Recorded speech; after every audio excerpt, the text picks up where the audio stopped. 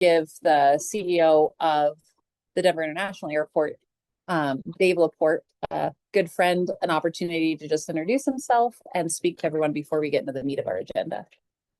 Yeah, thank you. And sorry, I didn't really dress for the occasion. I didn't realize I would be presenting to the board today. But good morning, everybody. As Angela said, my name is Dave Laporte. Angela and I go way back, and she is very persuasive and said, "Come in and say hi to the board." So here I am. I'm in the interim role right now as the CEO of the Denver Airport. Don't know how long I'll be in the position, but the mayor is doing a national search. I think that we'll have a permanent CEO probably by the end of this year here in Denver. So I'm in the interim role for right now. I'll give you a little bit of history of what I have done. I thought that I was going to be a pilot when I went to school. I went to Western Michigan University flight school. The year that I came out of school was the year that Pan Am and Eastern both went out of business. So there were unemployed pilots everywhere, and I had to change course. Went to work for Southwest Airlines as a ramp agent, kind of climbed the ranks with Southwest, and spent 19 years with them, finished my career with them here in Denver as a station manager. And I was looking at move, didn't want to move again because I had bounced all over the country with my family. So I came to work as the deputy manager of maintenance here at the airport. Spent a couple of years doing that, then went over to airport operations, then COO, and now I'm in this interim role. But thank you all for being here today. I know you're in good hands with Steve and Maria and Stephanie. I think that's everybody from our team that's in here. And hope that you enjoy this space. This is a really exciting space for us. We just opened this in January, and it's doing a lot of really great things for our airport. So just wanted to say hello, and thanks for being here. Thank you, Dave. Thanks.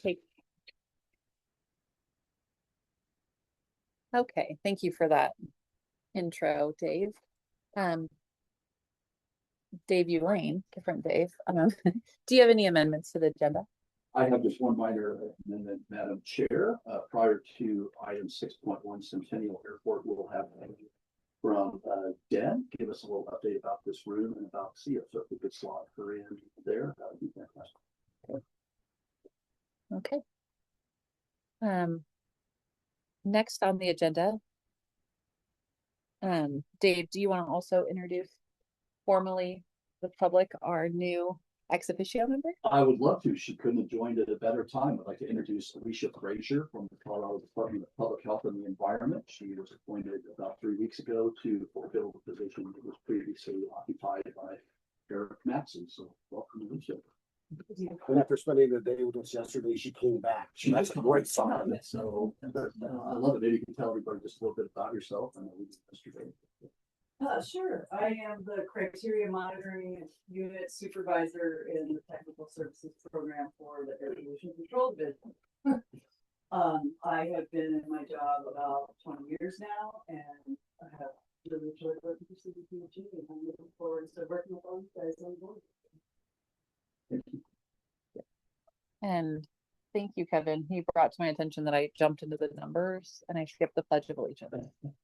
So if we could go back to that. Do we have a slide with the flag on it? We do. Okay, great.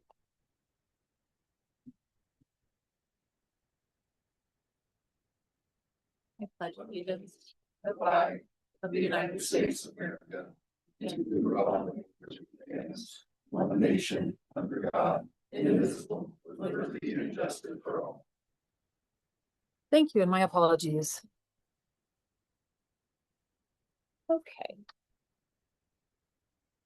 Well, welcome, Alicia, and thank you for coming back today. So after our longest meeting of the year yesterday, which went extra long. Next up is our meeting minutes. Hopefully everyone had time to review those. Any questions or corrections on those? Can I get a motion to approve? So a second. All in favor, please signal by saying aye. Aye. Opposed, same sign. Okay, it passes and chair votes on approval as well. Next, we will go to our board member reports. all plan to go last, but if we want to start with with Mr. Ryan, and then we'll just come down the line Thank you. Nothing to report this morning. very fast. Well, good morning. It is wonderful to be here, especially in a industry that's workforce development is so important to have a center like this. Especially in Colorado, it really reflects on the commitment of the airport and thank you. There we go. The commitment of the airport and the commitment of the industry to bring young people and people into our industry. So what a wonderful facility. So thank you for having us. I just have a smattering of things. One, on July 23rd, Boulder City Council voted 8-1 to continue operating the airport and to resume seeking federal and state airport grants. And I think that's a wonderful event. This really ends that 6-year exploration of closing the airport that was undertaken. So it's good for the industry. It's good for this, definitely good for the city. We're pleased to see that decision on July 23rd.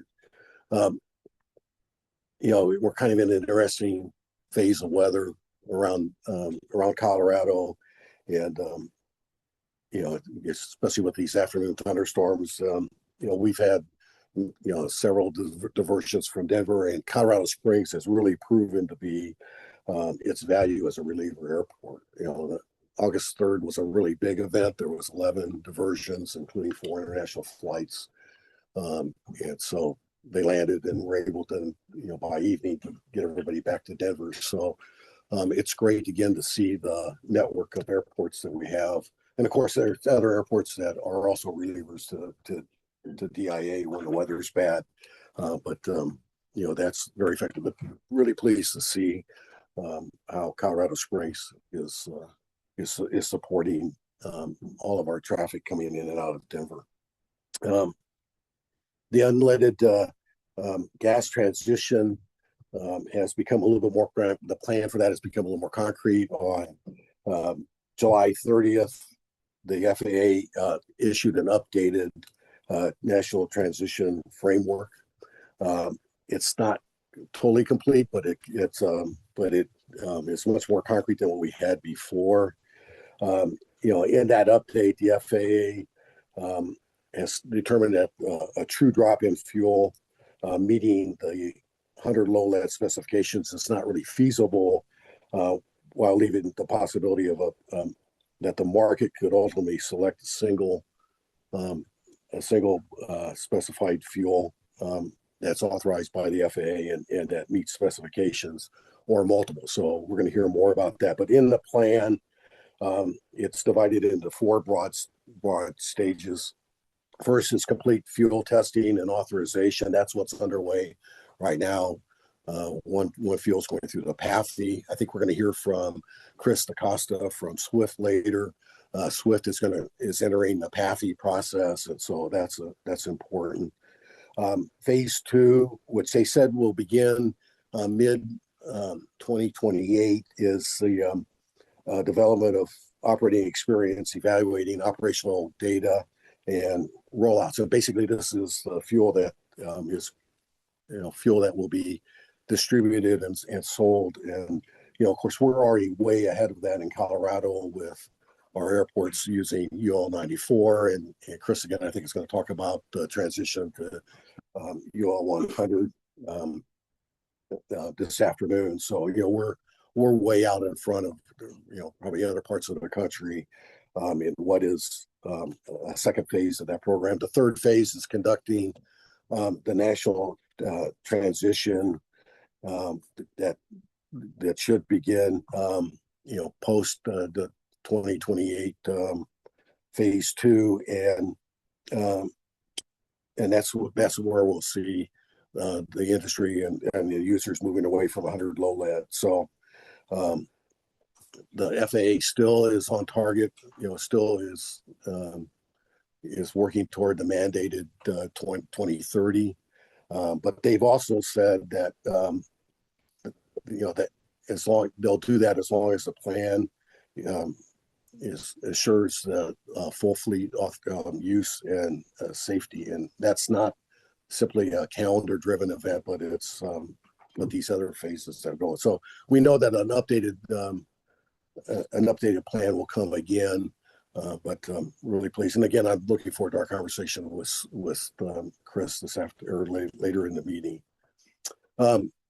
Oshkosh, or I guess what I affectionately call Smoke Kosh, was a great success again this year. A little bit later, we'll also hear about the division's participation in that. But the board ought to be very proud of, and the user committee ought to be very proud of the division and how you all showed up and represented the state and spent time with pilots who are interested in flying in Colorado. And of course, safety was a big driver in those conversations, because coming to our elevation is a little bit different than for these flatlanders flying in other parts of the state. But I don't want to, Sean, steal your thunder, but you guys did a fantastic job, Dave. Everybody in your participation, and it was really a great feather in the cap for the state. So that's my report. Well, welcome to Denver. I really have been excited and waiting for this to happen. But for my report, I just have a few items. First, reminder for Colorado Airport Operators Association. They are going to be hosting the winter conference and legislative reception. It will be at the Embassy Suites this year. And the only reason I'm mentioning it so early is that is a different hotel than what we've been at in the past. So keep that in mind when you register. For Denver International Airport, last week we held our Part 139 full-scale exercise. It was really kind of it was a good exercise. A lot of people, well over 500 people participating. And I just wanted to mention particularly, I'll leave the details to Todd, but we got to use the mobile aircraft fire trainer, MAFT. That's a picture of it up there. Most airports in Colorado, the smaller ones especially, can use it for their firefighters to get their annual burns done. So it's been already really well used. We got to use it, even though we have a training facility here. You can't move our trainer around the airport. And we wanted a prop for the full-scale exercise, and it did a great job for us. And the reason I bring that up specifically is because this board, again, gave a grant that helped purchase that for the state. So I think it's money well used. I just wanted to point that out and say thanks for everybody supporting that. The other thing related to our exercise, I kind of wanted to take this as an opportunity. So Maria will be talking in a few minutes, I think, separately about CEEA, and the airport in general, but specifically related to that full-scale exercise. I wanted to introduce Stephanie Burke. She's over here on the side. She has recently been promoted to Senior Vice President for CEEA. She's been doing that for 4 or 5 years, 5 years. So she was running a program before she had a facility. This area that we're in today, that we're hosting the meeting, it was a few years ago, it was just concrete. If you picture a concrete unfinished basement, that's what it looked like. It was dark, it was big, dingy. We as the city had no place to host meetings like this that was appropriate.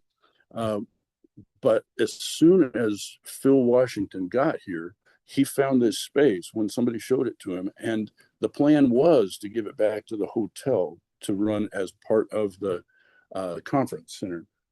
That was devastating to me, because I thought we had no place of our own. He made the decision to give this to CEEA, build it out. I immediately ran to Stephanie and said, look, when this gets built out, since it isn't even on paper yet, here's the long list of items that I'd like, if possible, for you to include in the build out of the space, so that we can use it for not just a replacement for training and exercises and meetings, that sort of thing, but also for emergencies. We have certain things that we've got to do during a major emergency. that we had no appropriate space for. She actually held to her word through the whole construction process. And when it opened earlier this year, we did some exercises before it opened, but then we also, last week for the full scale, got to use this entire space. And she gave us commitments for if we have a real emergency that we can use the space as we need. So I just thought it was really, I don't know, striking to me. I appreciate her remembering and sticking to her word. Just wanted to say thank you and take this opportunity. And then the final thing I had was just the surplus. So Caitlin, everybody knows that the surplus program, she puts a lot of work into it. It's near and dear to her heart. It is to mine also. This year, Den is just providing a fraction of the equipment that we normally provide. I wanted to just address that. I did some checking real quick when I saw how short the list was. Talk to our fleet folks, and it really comes down to, it's not a matter of them not supporting the program anymore. It's a matter of they have been replacing a lot of equipment over the past few years, and the lead times for equipment is outrageous these days. So sometimes up to 4 years, you have to order, for example, a fire truck, and it doesn't show up until 4 years later. They're waiting on equipment to show up as a replacement before they can cut loose additional equipment. I didn't get the chance either. A couple of specifics. I just wanted Charlie, if he's on here from Sterling, he was asking about a batwing mower. I checked into it, not this year, but next year or the year after, they expect to have a couple of those available. Hopefully he hasn't retired by then, but we'll see. And I believe with that, I will conclude my report.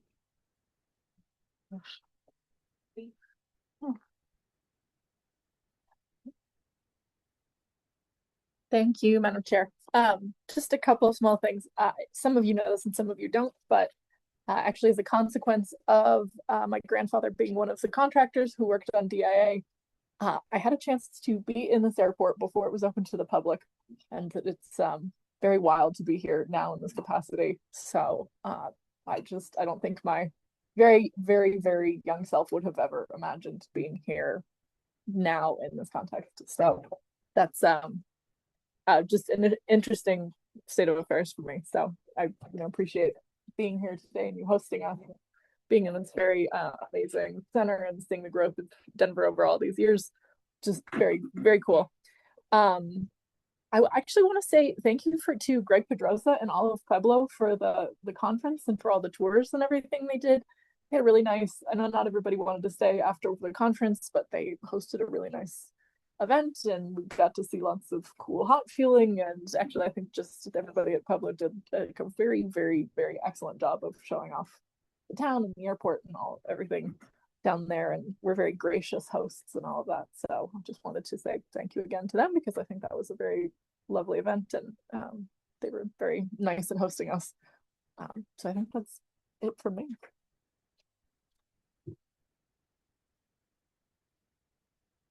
This is kind of like my first meeting, and so I didn't know we had to give reports. Monte Vista has a runway project that we're going to be starting on very soon, and I haven't heard of anything else within my region. So with that, it's just nice to be with all of you and continue learning, and appreciate all the staff support. So thank you.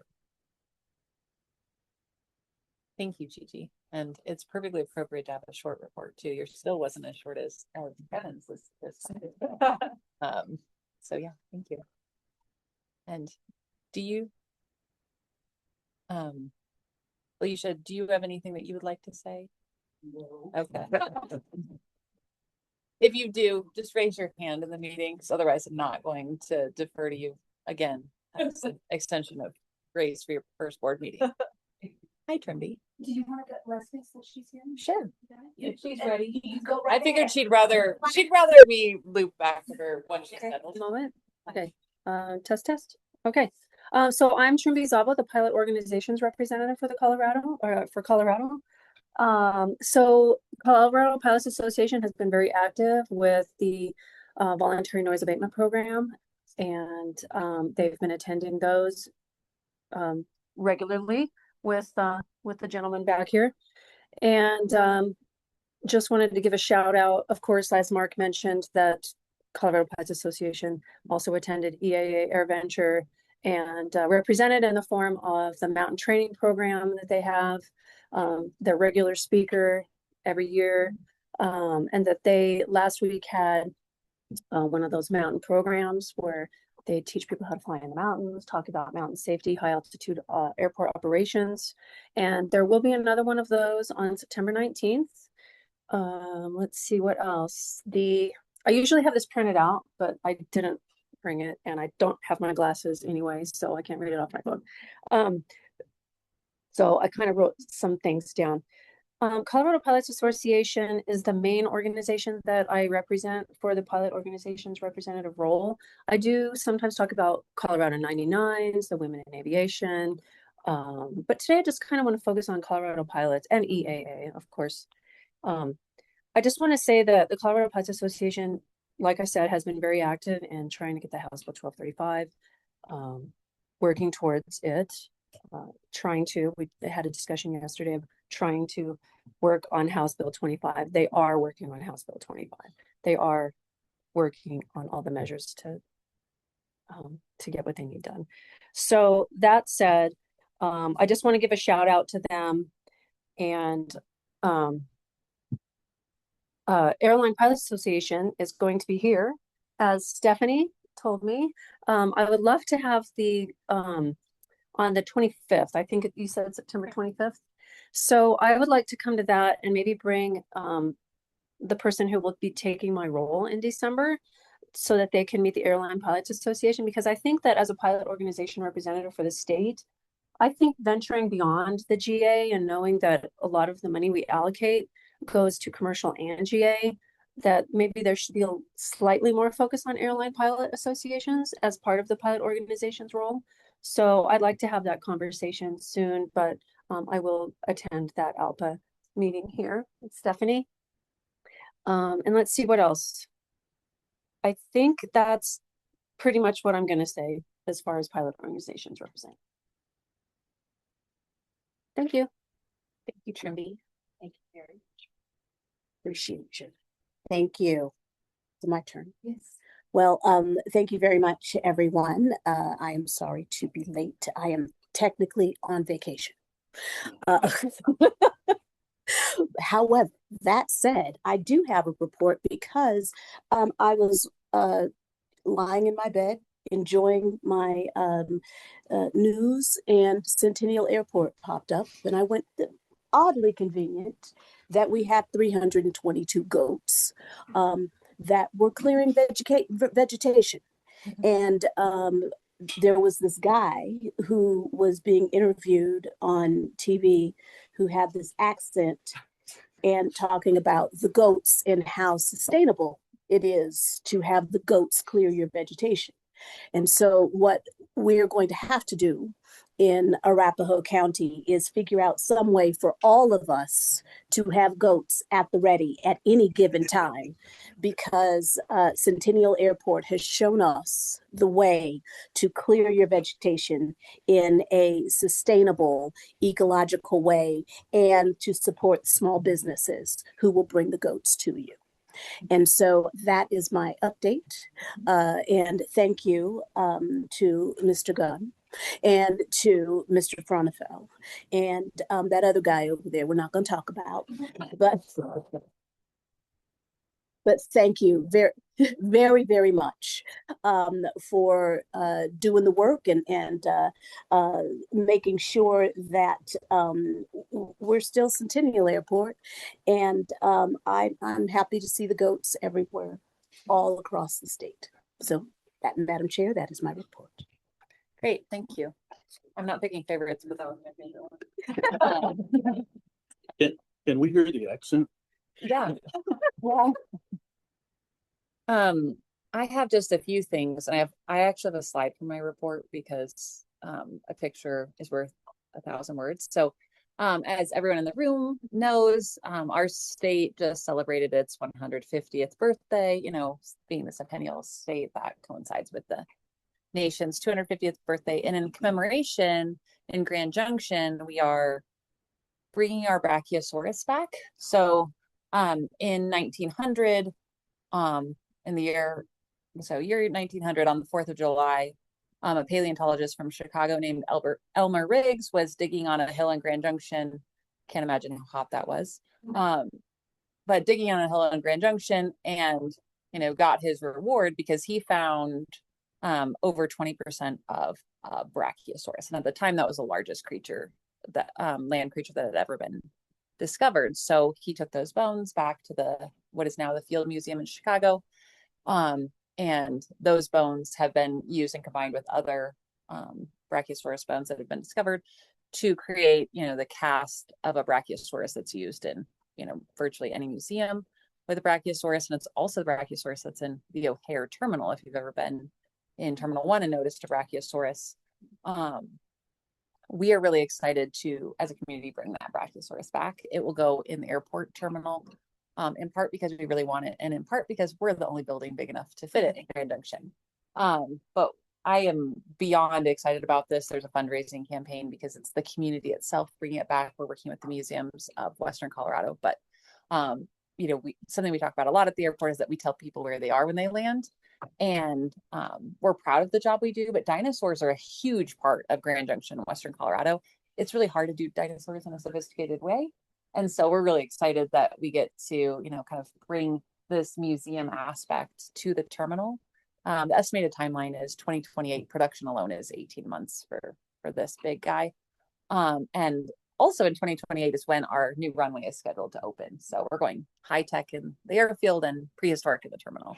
And we're very excited. So anyway, I wanted to share the rendering because we're all really excited about it. I have just a few other things. I'm going to skip giving a bunch of airport reports on the Western Slope airports, and I'm going to save that for October. We're really excited to welcome the board to Grand Junction on Friday, October 2nd for our next board meeting. That will precede our air show. That Friday is the practice day for the air show, so there'll still be a mini private air show going on. So it should be really fun.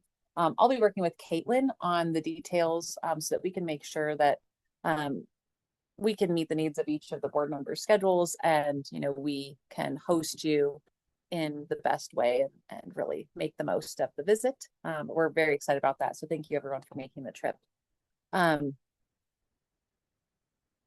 Last, and really because you brought it up, Mark, I wanted to recognize the Western Slope airports and the role they're playing when it comes to this big thunderstorm season. So at the Grand Junction Airport alone, which we are the main diversion airport on the Western Slope, and we get a tremendous amount of diversions from Denver during thunderstorm season. We're already at 85 diversions just in August. And when you really think about it, you think about how the Denver airport's grown and those big banks in the afternoon that the hubbing carriers have, you're talking sometimes about 100 to 200 planes that need to go somewhere. And you look at the airfields that can accommodate large aircraft, and there just aren't very many in the region. I have a friend who was diverted to Sioux Falls, that being kind of the closest diversion airport that they could have that was available. And so, I think it's worth bringing up because I just think the airports in Colorado play such an important role in the aviation system. And, in Grand Junction, we get diversions from Salt Lake as well. But, we virtually all of those 85 diversions were either narrow body or wide body aircraft from Denver, because there just aren't a lot of runways that can accommodate those aircraft. And, if it's not safe for them to be in the air due to the conditions or to, fuel levels, because, they're at the end of their trip coming into their final destination, it's really important that they can land and be safe. So wanted to just recognize that role that those Western Slope airports have been playing. Yeah. Okay, that concludes our board member reports. Before we get into airport updates, Mike, I want to turn it over to Maria Melendez. Did I say your name correctly? Yeah. Okay, you sound better. So you can talk to us a little bit about CEEA. Thanks so much for hosting us. Absolutely. Welcome. Thank you. So my name is Maria Melendez. I'm the Chief of Staff here for Denver International Airport, and CEEA and the work that Stephanie and her team lead. Thank you, Steve, for the shout out. She does a wonderful job and has been, as he mentioned, doing this work and the programming before we even had a space. A little treat, if you exit to our right, there is a picture of a before and after of the space, just so you can get a visual of what we turned into and what we did with the space and what it will look like before. But the programming here really spans beyond just people, and I love the connections that we're making, because what I charged the team in this work is to think about the future. How do we engage and connect each other to this work? And it's workforce development, it's career pathways, but there's also an economic factor to this work. And it does require all of us to connect, and this space is shared. And we would love to continue hosting events to expand all of our work. And so to that, I wanted to just really talk about the collaboration and the support that we've already received from you through the Aviation Education and Workforce Development Grant. We received $28,000. Thank you. And I know that's a very small number compared to some of our projects here at DEN. However, this grant really does enable some really meaningful work for our youth career pathways, our employee career pathways, and also our research and innovation. And so part of the charge that I've shared with the team is, how do we expand our scope beyond our region, right? How do we engage with rural schools, elementary, high schools? How do we look at four-year universities? We do partner with Embry-Riddle. Who else is out there? How do we engage to expand that scope? And there's a need. And so I wanted to give you and share some stats here. Part of our programming is youth and employee career pathways. We have research and innovation, and then there's the business development component to it. And in that career pathways and that youth career pathways component sits our internship program, which we endearingly call our DENterns.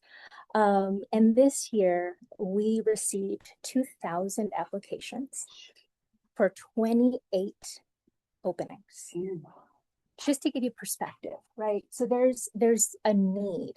And so the opportunity and the ask and charge that I have for this room and our partners in our network is, how can we collaborate with the airport network in the state to really share these opportunities, so that if these young people and emerging leaders, we had a few with second and third careers, which is fantastic because there's a hunger for aviation.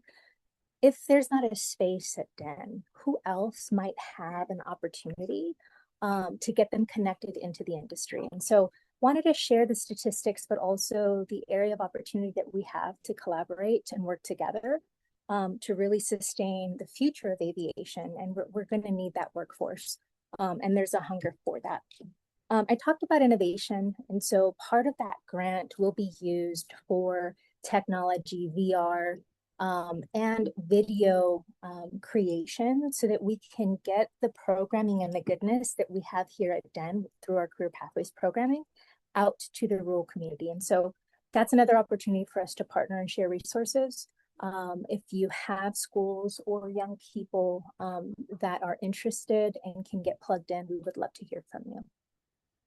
And then last but not least, I just want to say thank you, Steve and David, for the opportunity for using this space. I like to say it kind of feels like the United Nations here. We need little flags. But just really thank you for the commitment. Thank you for the support.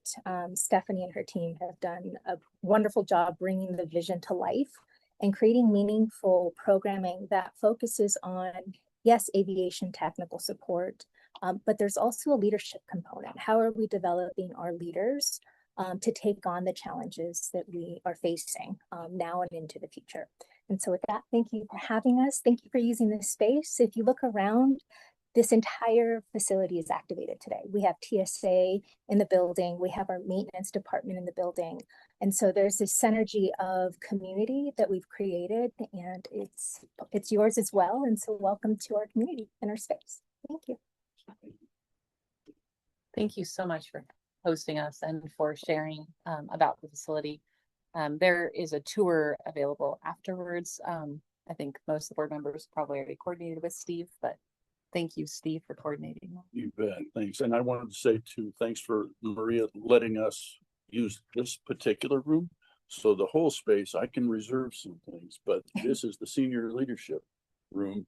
And it kind of takes a special key, a special request. So thanks for letting us use this. It's really awesome. Steve is a special employee.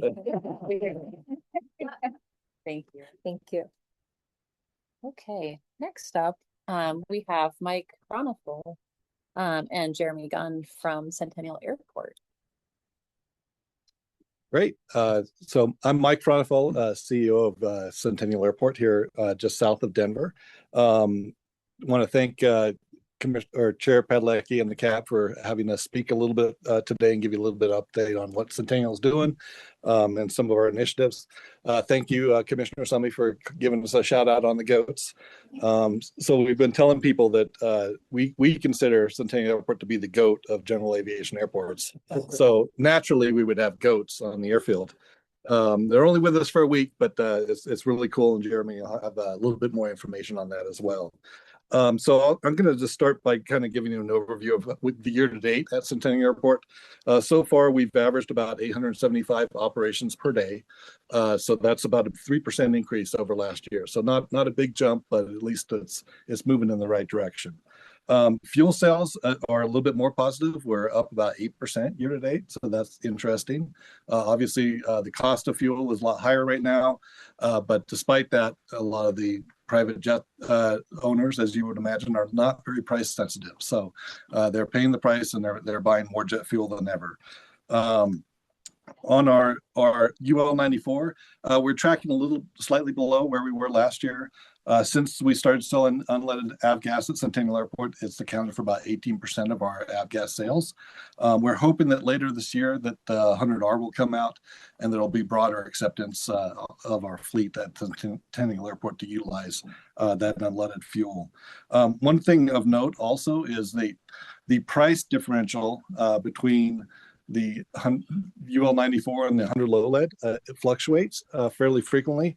This year, it's actually lower than we've had over the last 3 years. So the price differential between a gallon of those fuels are anywhere between $2.15 in January of this year to 36 cents May of this year. So our average price differential is $1.19. One of the reasons that's important is thanks to the CAB and the Division of Aeronautics, we have a grant that's helping pay for that subsidizing of the fuel. And so those grant dollars are just going to last us all that much longer. So that's great news. Also, we're completing the work on the air traffic control tower. We've gone through rehabilitation, so we replaced the HVAC, the elevator, done a lot of updates to the cab itself and the break areas and restrooms. So hopefully we'll get the elevator back running by the end of this month. It's been a long 6 months for our controllers that have had to climb those steps to and from work every day. Also, we recently had a company come in and they purchased a FBO on the airfield called the Heliplex. The Heliplex was solely to serve the helicopter customers, but they have a bit of a twist on it and a new model. And so the new organization is a company, Centennial Flyers is who purchased it. They're going to have Centennial Aero, and so it's a new FBO. And that FBO is not only going to serve the helicopter community, but it's also they're gearing up to serve electric aircraft. And so they've purchased the facility. They're going to bring in, shelters and hangars. They're going to provide the electrical infrastructure and the charging infrastructure to eventually, hopefully, serve electric aircraft and VTOL aircraft when those come into the market. So we're really excited. We're really fortunate to be able to partner with some people that, I mean, honestly, there's not an ROI anytime soon for this type of aircraft and use, but they're willing to make the investment now, and hopefully it'll be successful down the road. Centennial Flyers, the company that bought that, has committed to buy 6 electric aircraft. 2 or they're hoping to arrive in 2027, with another 4 in 2028. So they do actually have aircraft on order. In addition to that, Cosmic Aerospace, which is just down the road from Centennial, is developing a multi-engine electric aircraft, and they've also made a commitment to buy a couple of the Cosmic aircraft as well. So hopefully those aircraft get through certification, and we'll start to see them in the next couple of years at Centennial Airport. Also want to mention Lori Zarlingo, the assistant airport director at Centennial Airport. She hired me as an intern there, hired a lot of us as interns at one point in our careers. She's retired after 36 years as the assistant airport director at the airport. She was just amazing mentor to me and to so many others. We really sent her off. She didn't want to make a big deal of her retirement, but we sent her off properly. We got her a ride in the P-51 Mustang, and then on her return, they did the water salute for her on the ramp. So that, I mean, we did several things, but that was like the kind of the key thing that we did. So we wish her well. I know she's moving to the Western Slope. So her and Dave will really, I think, enjoy being out there and doing all the outdoor activities that are available on the western side of the state. The only other thing I was going to mention is that we do have a new assistant airport director. So Zach Gabehart has been appointed as our new assistant airport director. So we're excited that Zach has some huge shoes to fill, obviously, but he's well up to the task. And he was prior to this, he was our noise and environmental officer, so he's understands the noise issues and the concerns and the community stuff. And so we're really excited to have him step into that role. And other than that, I just want to, reiterate thank you to the CAB and the Division of Aeronautics for the continued support, not only for our internship with internship grants, but then also the grant for the UL-94 subsidy, and then the ongoing grants for matching our federal projects. So with that, I'll hand it over to Jeremy Gunn, who has an update on our community space and maybe some more GOAT information. But any questions for me before I hand it over?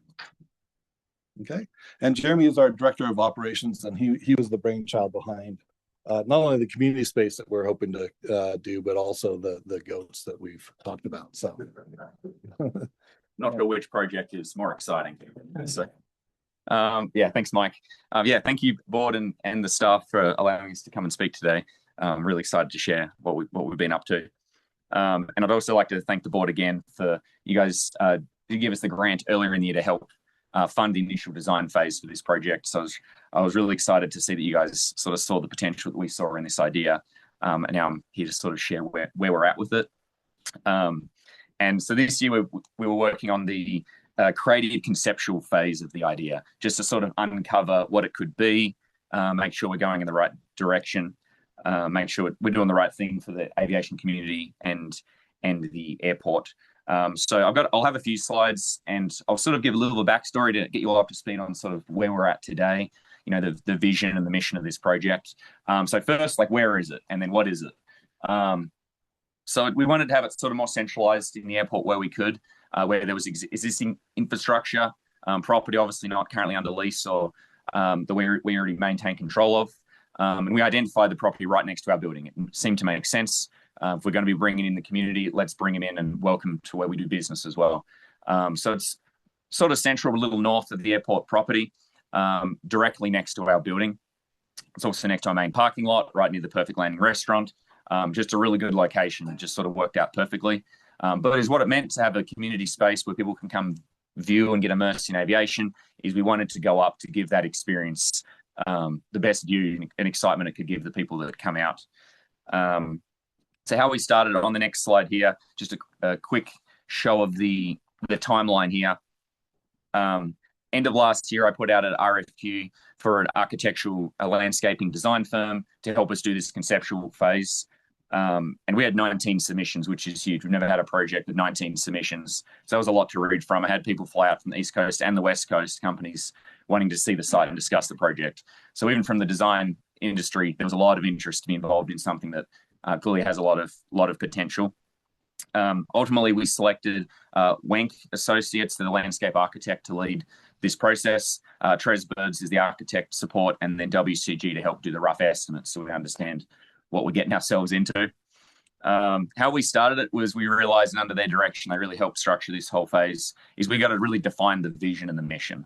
Let's really uncover what we want to achieve, what can we achieve, make sure before we start any type of design, we have our foundation to make sure we stay in the right direction. So in the spring, that's what we undertook with the airport leadership and the design team. We spent a number of months just defining the vision and mission. And then this summer, we've been working on the initial conceptual design, which I'll be showing here in a second also. So on the next slide, I've got the initial vision statement that we identified, where Centennial Airport's observation tower and community space is an immersive public-facing experience of aviation, where visitors of all ages come into direct contact with the excitement and wonder of flight through intuitive design, laid experience, and meaningful proximity to real airport operations. The project fosters curiosity, inspires future aviators, and strengthens the airport's connection to its surrounding community, creating a destination that is both memorable, accessible, iconic, and grounded in everyday use.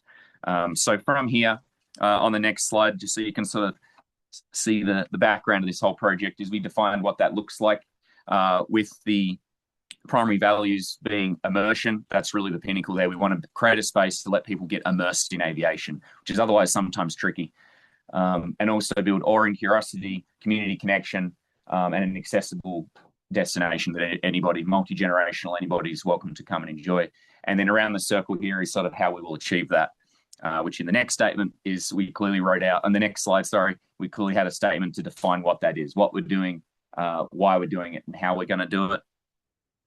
So you sort of saw what and why we're doing it, but how will we do it? This sums it up pretty well.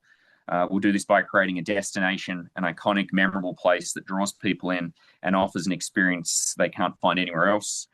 Aviation is inherently compelling, and this project will focus on that unique opportunity to immerse visitors into the world of aviation. The sights, sounds, all the physical impacts that can only be felt by being there, being amongst it.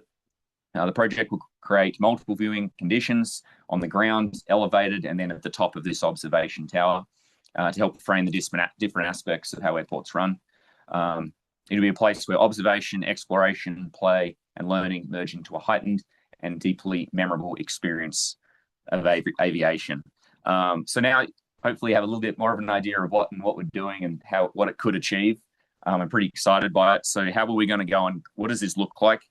So under the design team, they decide we're initially going to pick 3 different directions, not to pick one of these 3, but just to uncover what we like, what we don't like, and really delve into different directions to ultimately help us what we're going to be doing next, which will be working towards more of a final master plan of what we want.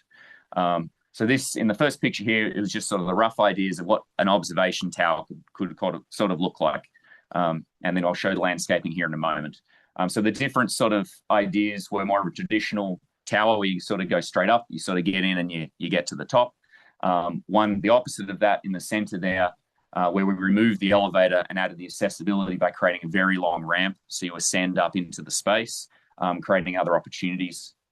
And then this one here, which sort of merged the 2 ideas of can we get a traditional tower with a more abstract, immersive one and get something that meets both. So once again, we didn't come up with 3 to say this is what we want. So as I show you the next slides, keep that in mind. These are just different aspects that you might see and like, and you might have a thought you want to share of different aspects. And that's the idea, is we're going to then move forward with something completely different, possibly. So on the next slide, oh, that's right. There we go. Oh, next one. Yeah. So on the next slide, so to give you, hopefully you can sort of visualize the space a bit more, what that looks like. You can sort of see a tower, and even in the traditional tower, you'd have the scrim, the facade that we could use different colors and different shapes, still make it aesthetically pleasing and iconic. And then in the landscaping, they looked at different ways we could do that. How conceptual is it? How literal is it? As you can see, as we talked about, there's the observation tower, which is obviously when you get the most immersion at the top. That's where you let the activity speak for itself. But then on the ground, we've got the opportunity to create a custom playground, aviation themed, and other ground spaces to be used for different purposes, ground viewing areas that are close to the fence, and help sort of tie into our building to use existing infrastructure. So this is one of those options where there's sort of a runway, you've got a small aircraft, and then you've got some conceptual cloud playground equipment, things like that. On the next slide, think there's just a different sort of picture to sort of give you an idea what this sort of could look like. The height of all these towers will be enough that it's just above all the hangars around, so you get a direct view onto the whole runway. You look to the north, you see downtown Denver, you've got all the mountains all the way to Pikes Peak, and then obviously the activity of a busy airport right there, very close. You could picture being on top and having live ATC playing, and you don't really need anything else up there. You're in it, and that's the whole point. The next slide was another sort of idea. This was the one that's a lot larger tower footprint. Doesn't have an elevator, but it has the very long ramp and then a staircase in the middle. A little different idea in the playground where maybe the tower interacts with the ground a bit more.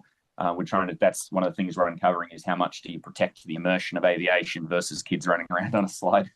Once again, a viewing area and different ideas, a runway on the ground, more traditional play equipment, maybe a viewing area made out of an old fuselage, more like a picnic area, bit of a sloped hill for people to sit and just look through the ground level, which is very close to some ramp activity. And then on the next slide, you can sort of see another rendering of what that could look and feel like. And then the third one here, the playground is obviously a lot more literal. It's a big aircraft, that could be turned into a playground in multiple ways. You'd walk into the space between our building and the tower, and there'd be a giant, colorful fuselage staring at you for kids to climb on and pretend they're pilots. And then once again, the space is for the other ages, and then the tower at the top. And then the next slide is just another rendering of that. But once again, those three is not 1, 2, or 3. It's just we're trying to grab different concepts. So we don't know what the fourth one will look like, which is we're starting in the next few weeks and to spend the fall sort of creating. And that was sort of deliberate. We want to get people's feedback. On the next slide, we sent out a survey a few weeks ago with where we're at to date. We sent it to the airport staff, the community, a noise roundtable with all the representatives of the local groups and municipalities, our FBOs, all our licensed commercial operators, and our board of commissioners. Overwhelmingly, basically, there was 80% plus support, agree or strongly agree. Very few didn't like the project. Bottom left there it was a pretty good question you'd like to ask. Is this a worthwhile long-term investment for Centennial Airport? And then overwhelming support from our airport community and stakeholders. Is this, on the bottom right, is it a project you or your business would personally support and help realize? So overall takeaway, and there are a lot of other questions on the next slide. We had some key takeaways from our community, that it should be maintain a strong aviation focused experience. So things may be more literal than conceptual, focused on the experience. There is a desire amongst the community to create an iconic destination with this unique experience because it doesn't really exist. It's hard to find. It's not always accessible. And it is worthwhile long-term investment and general broad support for people to help champion the project. So that was very exciting. We didn't know if some people might think this wasn't a good long-term investment because it doesn't have the necessary fiscal ROI. It's a little bit different. It's more people and community focused and long-term just aviation looking out for the future generations. I don't know if do I have another slide on there, Sean? One more. There we go. So I guess that's where we're at now. And now we're going to be going forward into that final design phase, figure out now what we've learned and move forward in a more of a final direction. It's still conceptual. This isn't final design and construction plans. That'll be towards the end of this year, us figuring out, really looking at the answers to those questions and looking at the financial, responsibility we put on the airport. How much do we want to commit? What support can we get? That's sort of the next phase as we get close to a final design. But it's very exciting, and I'm very happy to get any feedback. I'd love if you want to come out and see the site at any moment and give your input. I'd love to get everyone's feedback. Does anyone have any questions at this point or any comments? I would love to say something. My grandfather lived on Fulton Street in Aurora, right under the approach for the North Landing runway at the old Stapleton Airport. I remember my grandpa walking us down to the fence and standing on the fence and watching the planes land. We could see them landing from his backyard, but it was more exciting to go down to the fence. So he would walk us all down to the fence and we would watch the airplanes land right there. This is so exciting. I have those memories of just standing at a fence. I can't imagine what the kids' memories are with the literal aircraft. And I vote for the round one because as a mother of 4, I want to keep my eyes on my kids. And I think that if you can visually see the kids going up and down, the parents can kind of chill out rather than thinking their kids are pushing all the elevator buttons. Yep. Yeah.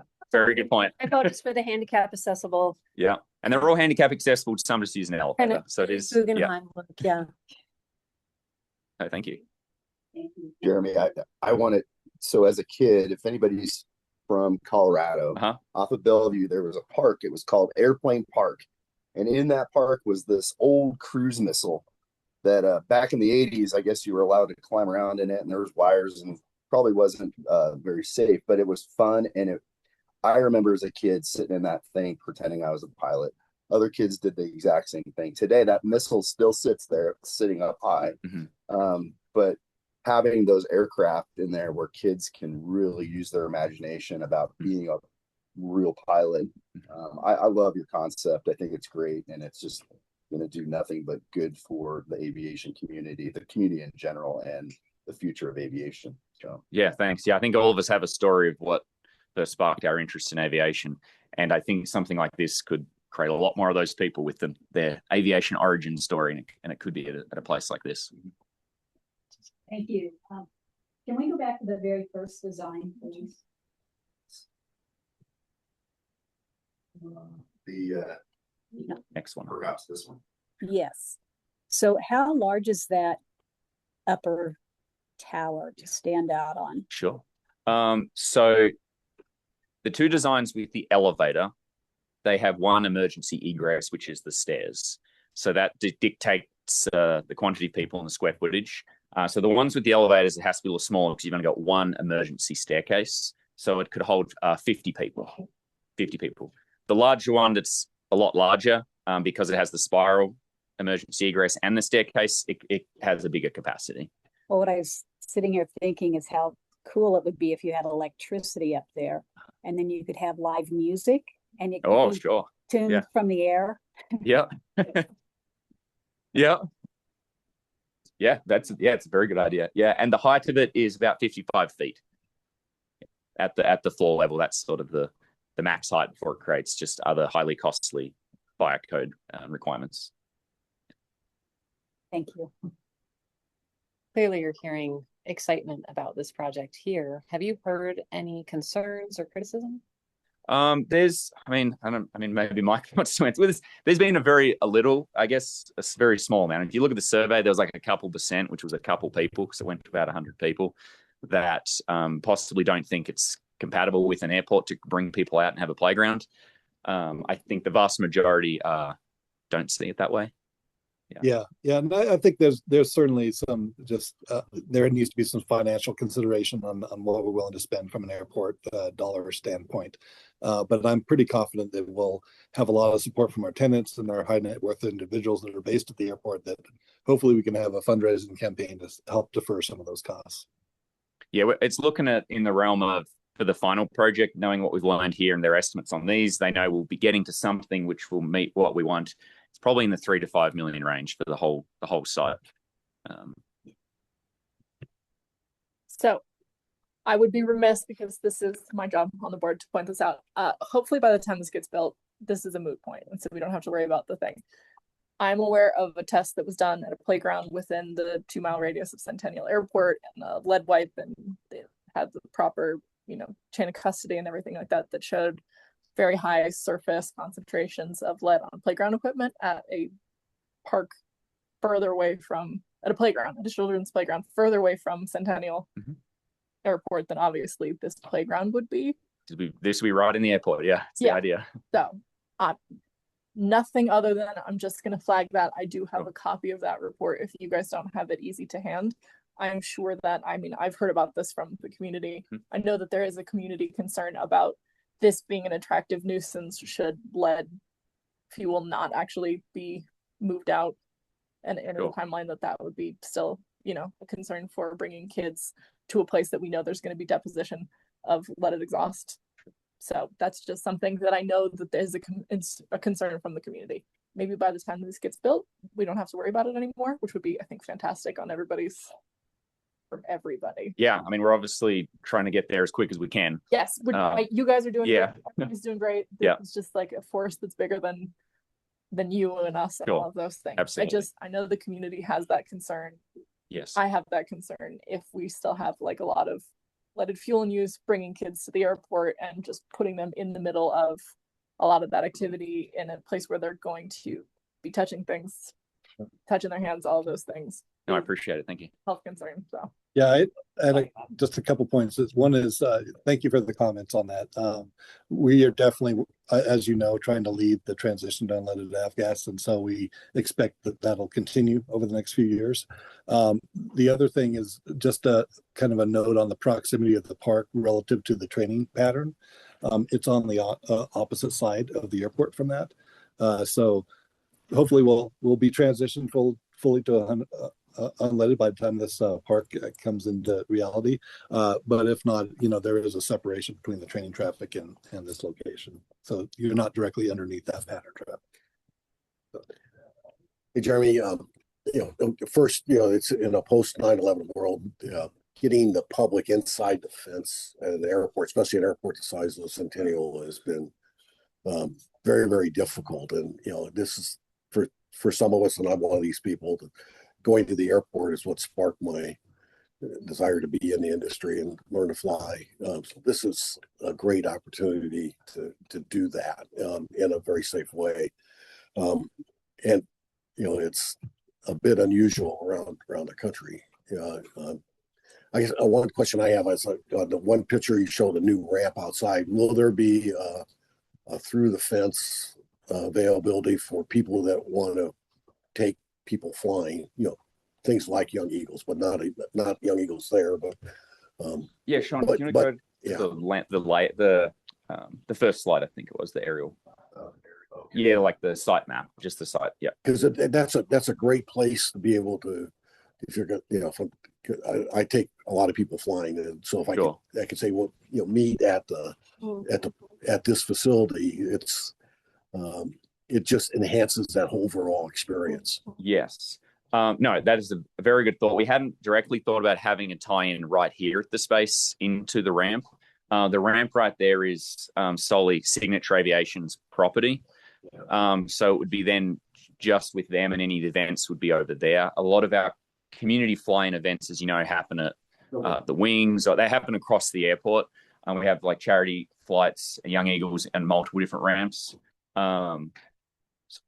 It's a new idea. I'll have to think about it, but it's good. I appreciate. Yeah, it's very good. It's like there's a lot of people that and that I know too, that we go to Centennial Airport and we pick up its individual operations.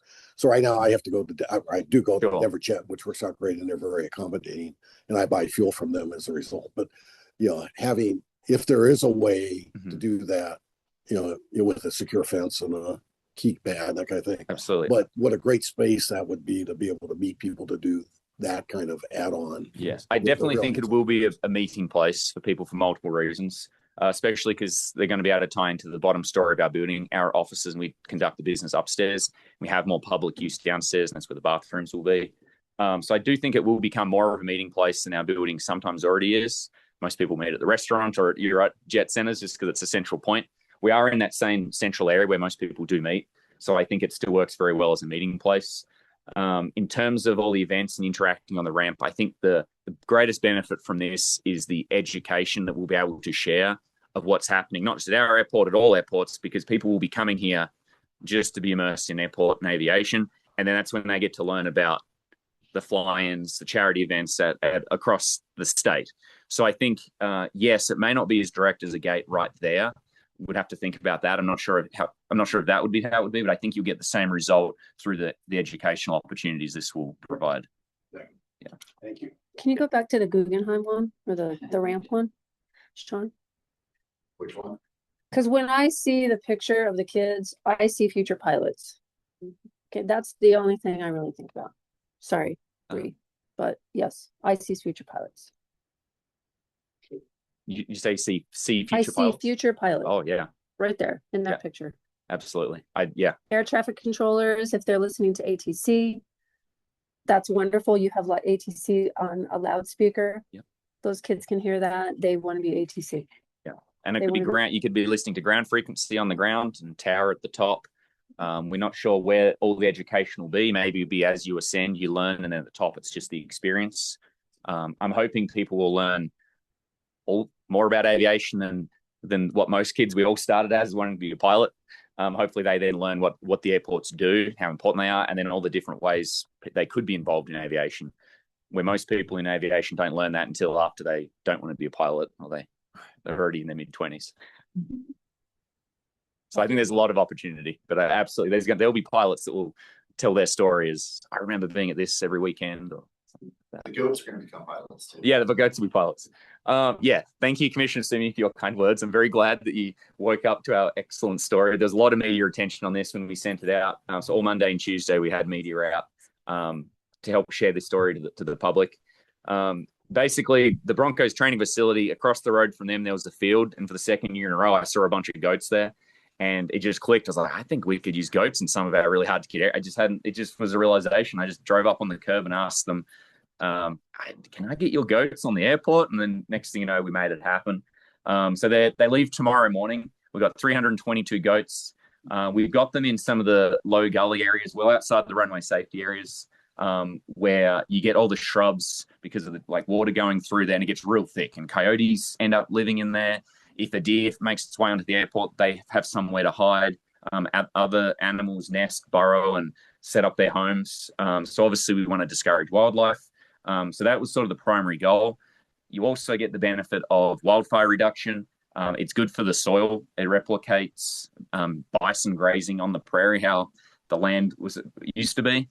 So the soil gets stronger. You get less erosion, so it's erosion control. A lot of benefits. It's sustainable. It's not using heavy equipment. It's areas which would honestly take a lot of man hours. Some of these areas, you just can't get to it all. I mean, Denver Airport certainly has a lot of property, but I mean, 1,400 acres for us is still a lot. You can't mow everything. So it means we can get a little bit further, make the airport a little bit safer, and it's really fun. And they're really cute. So it worked really well. We did 7 days. That was sort of their minimum. We wanted to try it out. Obviously had all the logistical conversations, made sure it was safe. He said they use electric fence. I said, I want 2 layers of electric fence.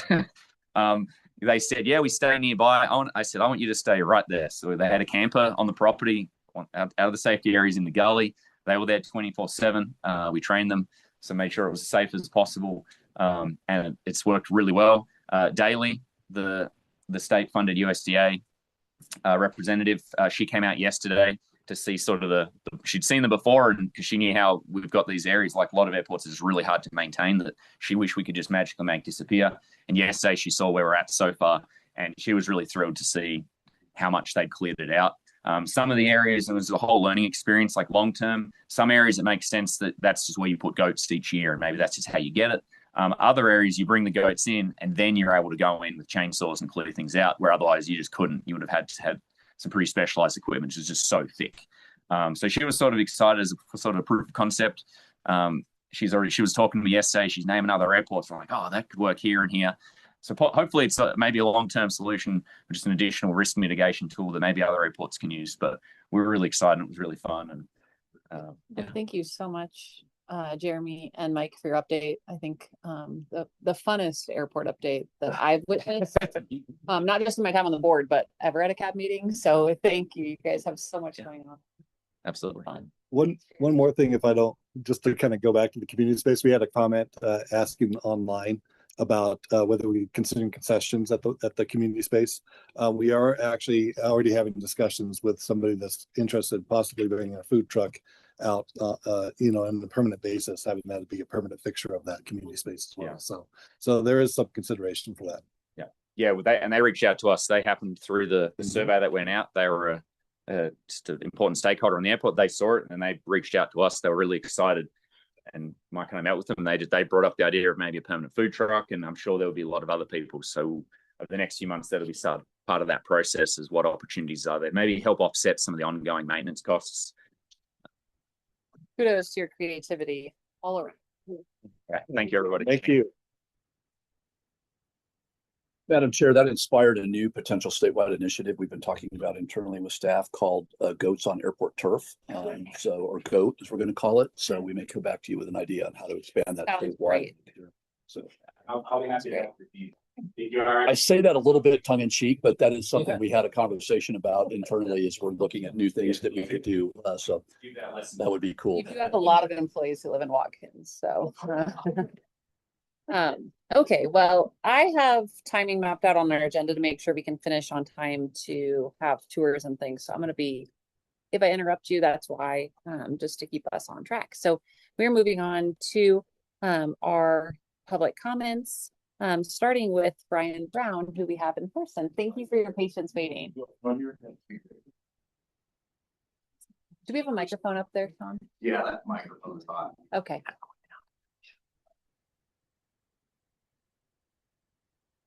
Awesome.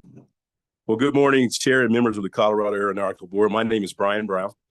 I am a Colorado private pilot and the founder of Brown Aviation Strategies.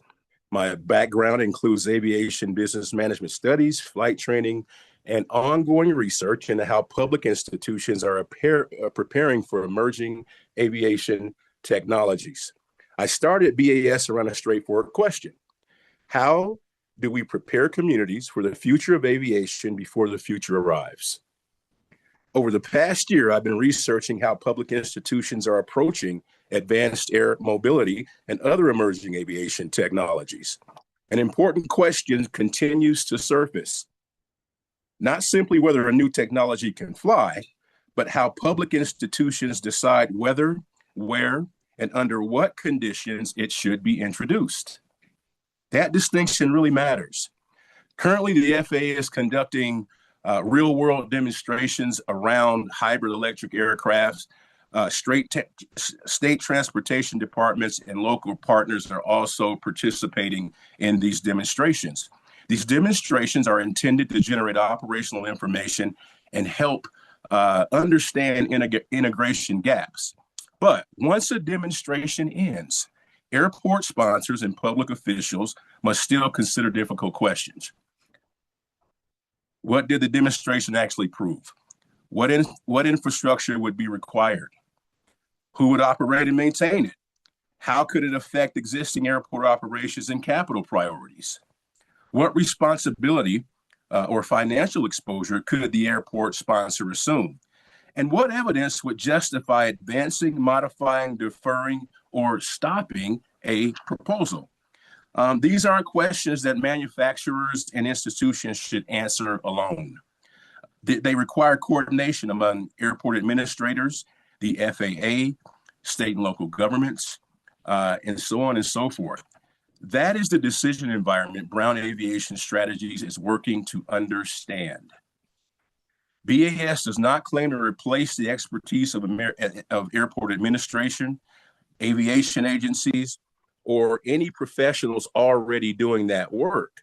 My goal is to contribute independent, practical research that helps organize the evidence and questions decision makers need to consider.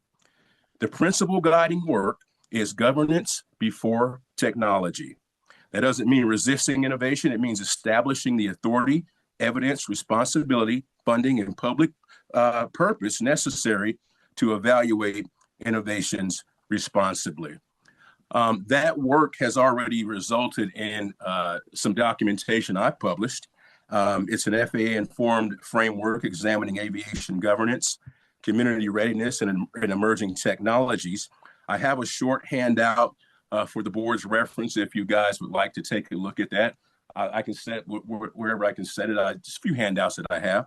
And I hope to continue learning more about Colorado aviation practitioners and contribute useful research that supports the work already being done by this board. Brian. Thank you guys very much. Yeah, thank you. All right. Perfect timing. You're welcome. Thank you. I appreciate your time today. Yes, thank you very much. I failed to mention out loud the 3-minute limit, so appreciate that you stayed within that. Next up, we have Brad Walker online. And Brad, I don't believe this is your first time commenting, so I think you know we have the 3-minute limit. And Sean, do you mind just chiming in at that 3-minute mark? Yeah. No problem. Can you hear me?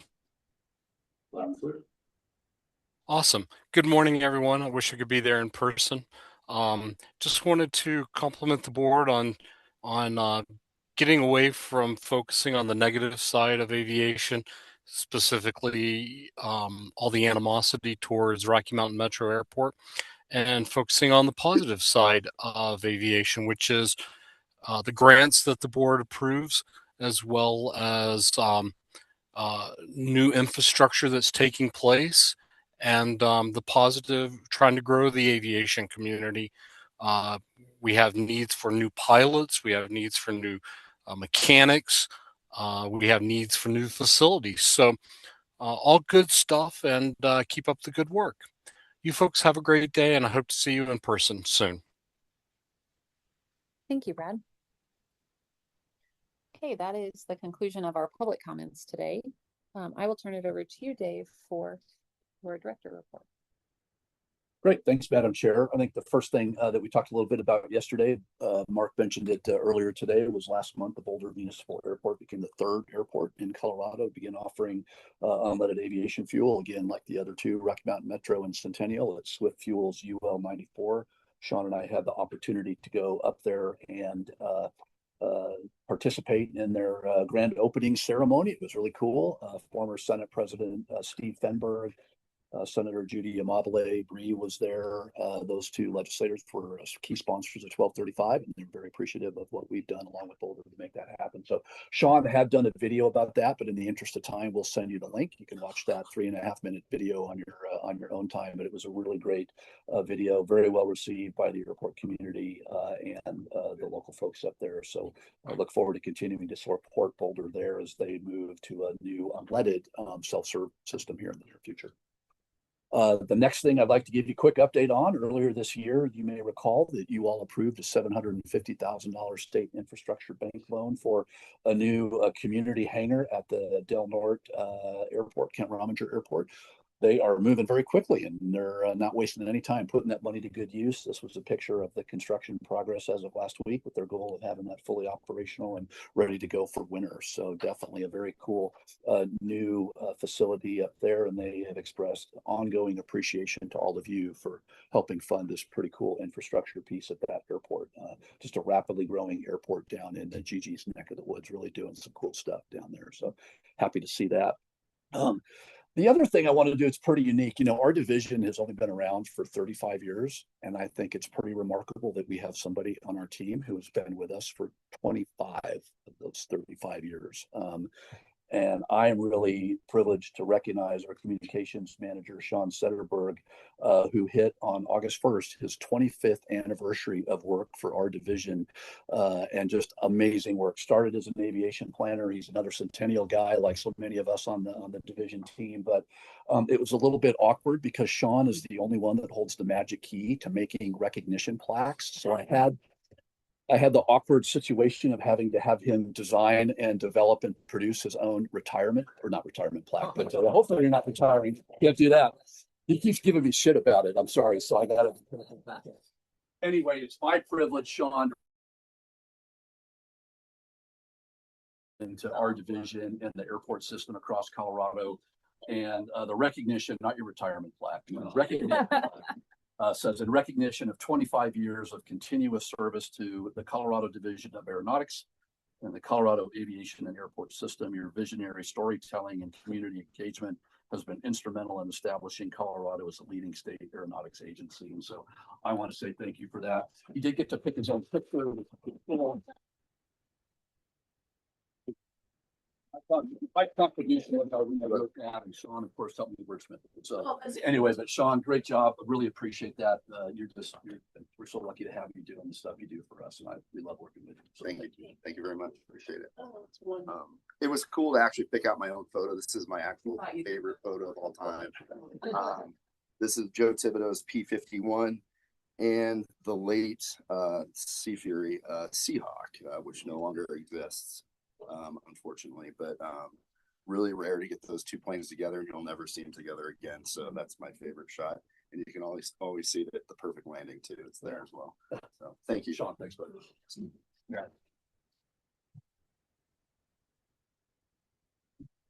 Madam Chair, that's all I had for my directors. Great, thank you. And Sean, I'm glad you enjoyed making your plaque, because when you said that, Dave, I could tell that you felt kind of bad, and my hope was well, Sean has designed a bunch of these and now he gets to decide which one he wants. That sounds, I don't know. It sounds perfect for you. So congratulations and thanks for your dedication. I'll keep here for a while. Okay, good. We won't let Dave announce your retirement prematurely. Again.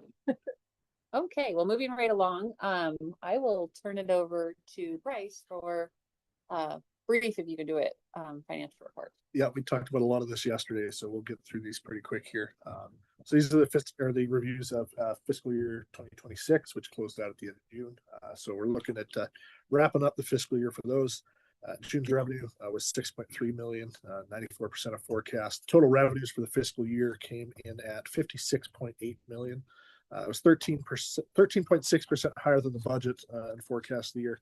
As we talked about, the late year surge in fuel prices throughout the world and just continued strong fuel flow at Denver led to the increased revenue above the original budget set 18 months prior to the fiscal year end. Next one, cash balance. We ended the year at 24.5 million from a cash balance. Again, it's what we were projecting, as we talked about yesterday, from the chasm between commitments out, cash on hand were the same spot we were the year before as far as that metric goes. So cash balance remains exceptionally healthy. Our contingency analyst, which kind of hybrids up the year of forecast, and then we switch to the worst case there, again, shows strong cash balances on hand, strong grant programs, and everything associated with that. So no change to that. Again, just highlighting the prices of oil at around $80 a barrel, which was there again this morning. Continued strong fuel flow just adds to continued strong revenues for the division. Our admin expenses finished the year out at 846,000, which means the division came in at 1.8% of our fiscal year 25 revenue, well below the 5% cap. So nothing outside of the ordinary there of note anyways. And then the final slide just kind of looks at the fuel flow at Denver for the year. For the fiscal here at Denver, surpassing 581 million in FY25. It's a 5.8% increase over the previous year. So Denver continues to have lots of fuels going out, and revenues continue to be strong across the board and allocated properly as it pertains to our grant commitments. So very brief overview of the financials. I can answer any questions if people have them. If not, we can move to the next section. Doesn't look like there are questions, so go ahead. All right, the next section here, 9.2, we're looking for grant funding approval for 2027 to set our CDAG program at the $16 million mark that we had discussed yesterday. That represents another extremely healthy year at very near peak record levels for grant funding for the division. As we talked about kind of yesterday, cash balance wise, revenue wise, we're in a good financial position to, again, have a near record grant program for the year. So looking for board action and or discussion, but looking for approval on setting the 2027 CDAG budget at 16 million, which the team will be coming to you at in January and then April with other projects to get the specific projects. But looking to let them budget 16 million for that for next calendar year. So moved. Is there any further discussion? Okay. The motion to approve and set the funding level at 16 million for the CDAG program has been approved. Has been moved and seconded. All voting in approval, please signal by saying aye. Aye. Opposed, same sign. Okay. Motion passes. Chair votes in approval as well.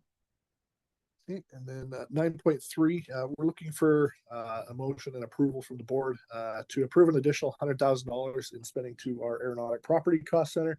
As we talked about yesterday, our HVAC does not like to pump cold air out anymore, so that's something we're looking to get done. I've attached here, we had previously approved $77,500 for the fiscal year, which includes capital improvement projects and just the ongoing bills and stuff. But we're looking for an increase of $100,000 to cover any and all costs associated with this HVAC repair. And as we've mentioned as well, CDOT facilities team is going to be involved, so we don't have a great exact number yet of what the cost is. It's just giving us the approval to get it done, covered, whatever we're not going to. So looking for discussion, motion, and approval for an extra $100,000 towards our building to get that complete. Oops, I'm sorry. I'll make a motion to approve that, especially based on HVAC in here. They're coming to fix it next week. I'll second. Okay. And the motion on the table is to approve an additional $100,000 in spending to the Aeronautics Property Cost Center in fiscal year 27, just for the record. And that motion has been moved and seconded. Is there any further discussion? Okay. All in approval, please signal by saying aye. Aye. Opposed, same sign. Okay. Chair votes in approval as well. Thank you, Bryce. Thank you. Next up are procedural updates, and I think Scott is going first with our programs and procedures. Thank you, Chair. So the programs and procedures manual, we are proposing, staff is recommending approval of a draft of the 2026-8 version of the update that we do on an annual basis. Routine updates, but most importantly, I'd like to note the substantive changes that we are proposing in the draft, which includes updates to section 1.4, which expands upon some clarification of eligibility for airport sponsors and or airport management responsibilities by the sponsor of the airport's maintenance and operation. And then in section 2.3, we have added to clarify the cap to the unleaded fuel subsidy of $2 per gallon to offset that cost, and then also offering and proposing a cap of $450,000 to any project fuel related that is not unleaded. And then also finally 511, we'd like to increase and clarify that the annual funding available for the airport operations monitoring system program to each airport be increased from 3,000 to 5,000 per fiscal year. Those are the substantial updates on the proposed recommendation for approval, and I'd be happy to answer any questions. Chair, I make a motion to accept the dates to the programs and procedure and outline. Been moved and seconded. Is there any further discussion? All voting in approval, please signal by saying aye. Opposed, same sign. Chair votes in approval as well. And I am sorry, Angelica, because I skipped your update because I was very focused on making sure we could get through all the action and they sandwiched you in there. So I'm explaining, not making an excuse, but I want to go back to 9.4 before we come back to 10.2, if that's okay with everyone. I thought I was off the hook, but No. I've got 4 supplemental amendment updates for you guys today. The first being at Stevens Field for grant 26P SO01 to add $144,505.42 in state funds to match additional FAA AIP funding toward runway 0119er, the rehab design and construction. Second, we have the Northern Colorado Regional Airport grant 25 FNL 01 with an additional amount of $127,632 to match FAA AIP funding for the construction and widening of runway 1533. And then our Bob Adams Field, we have grant 26 SBS 01 for an additional $3,947 to match additional FAA AIP funding toward the runway lighting rehabilitation. And then lastly, at Cortez, we've got grant 25 CEZ01 with an additional $10,150.78 to match FAA AIP and AIG funding for the 0321 runway rehabilitation and the apron expansion project. Are there any questions? Awesome. Thank you. Very good job. Okay. My apologies again for my misstep. Going back to now 10.2 for an update from Patty. Thank you, Madam Chair. I will be asking for a motion to approve the Aviation Education and Workforce Development Grant Program Manual Update version 2026-A. And just specifically requesting a change for the new grant timeline, the application window moving from October 1st through November 15th instead of the current December 15th, as well as expanding the frequently asked questions section due to recent inquiries from grant applicants. So we are requesting approval of change to the grant manual for a new grant application window timeline and frequently asked question additions updates. So moved. Second. Hey, been moved and seconded to adopt these changes. All voting in approval, please signal by saying aye. Aye. Opposed, same sign. Chair votes in approval as well. Thank you. Thank you, Hetty. And for those who did not were not there yesterday during our strategic planning retreat, these were discussed then as well. So just want to make sure folks know that we discussed these in detail before this meeting. Next up, we have our updated governance documents, and I think you're taking that. Dave? I am. Thank you, Madam Chair. Annually, each August, as we did yesterday at our workshop, the CAB reviews and updates, if necessary, and adopts our governance document, a document that outlines all of your authorities, roles, and responsibilities, and of course, your code of conduct. We have no significant updates this year, thanks to our eagle-eyed attorney. We had a couple of technical grammatical errors that we addressed, and then, of course, we added Alicia Frazier as our new CDPHE representative. So staff recommends approval of the updated CAB governance document with those changes.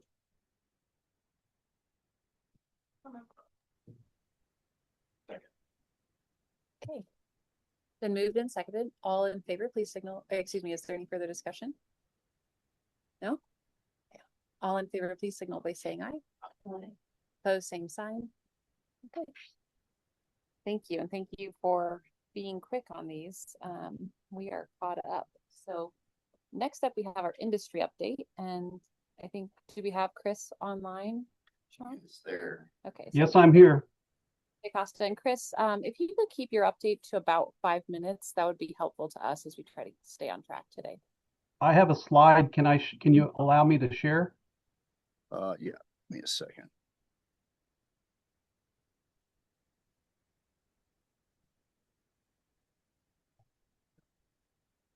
There it is. Thank you.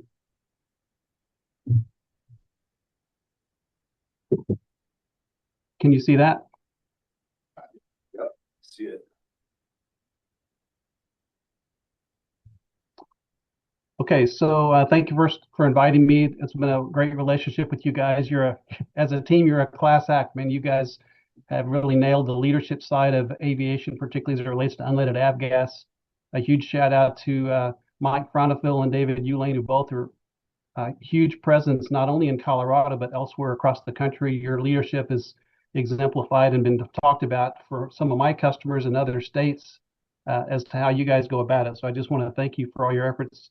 Bree Lehman is also an active voice with a number of airports, so also for her. Some of this you've already heard. I'll just give you a quick update. For the last 21 months, Swift has been selling our 100R, our high octane fuel, in 5 U.S. locations and in 5 European locations. That was specific to Cessna 172Ss, which were out there. So that's been active in the commercial market. But until just recent, and we've been also growing the market in terms of UL 94, as has already been said. Jet Center and Rocky Mountain and Boulder, you guys all have UL 94, and I think there's 1 or 2 that are kind of kicking around the idea. Well, about 30 days ago, we thank you for that. About 30 days ago, the FAA issued an approval on 1,200 engine models and 1,600 airframe models, greatly expanding what our 100R fuel is capable of. And we now have that in our possession. We're going through all the internal kind of paperwork and pushing the right buttons to get that ready to deploy in the market. So the next steps will be that we're going to roll this out in Colorado. First, we're going to send a mailing to all the pilots that have 94 already, and that the mailing will instruct them how to upgrade their aircraft and engines to the 100R STC. And then more or less in parallel with that, we're going to be negotiating with the airports on the timing for bringing 100R to replace UL 94 in the tanks. And there may be some alternate ways that that's approached by each of those 3 airports that I mentioned. And so we'll be talking clearly with you during that time. Swift is the only company that's got a fuel that's both FAA approved for airplanes and has an ASTM production spec. And that's what has us in this nationwide and really worldwide conversation. Just quickly, somebody mentioned Smoke Kosh. We were there. We flew this is my new Cirrus SR-22T, which I bought about 4 or 5 weeks ago. We flew this aircraft to Oshkosh in the smoke, and it was a great indication to people that Swift is all in when it comes to the higher performing fleet. Everybody wants to know, well, when's the higher performing fleet going to come along? And this is one example of what we're doing to test the fuel in more advanced type airplanes. We also flew, top left corner, we flew a T-28 into Oshkosh. Also, it sat at our tent. For those of you that might have, there were some people from Colorado area who were at our tent and at our forums. So anyway, that's just a shout out for the people that took the effort to come all the way to Oshkosh to see our exhibits and so forth. There's lower left hand corner is it's an extra 230, which is an aerobatic aircraft. Lower right is a V12 Merlin engine, which is in California, run by a guy named Jose Flores, and he's running our Fuel 100R in that engine now. You see it in the dark, so he can show how his engines perform. You may have also read a press release that we joined the PAFI program in about May of this year, where the reason we did that is because they got 7 engines and 7 test cells that are available, maybe underutilized, and by joining, we're able to accelerate our engine test program on some of the higher performing engines. That's why we did that. So think about it. It's kind of hard to explain this, so here's one way of looking at it. There are a total of 225,000 piston aircraft.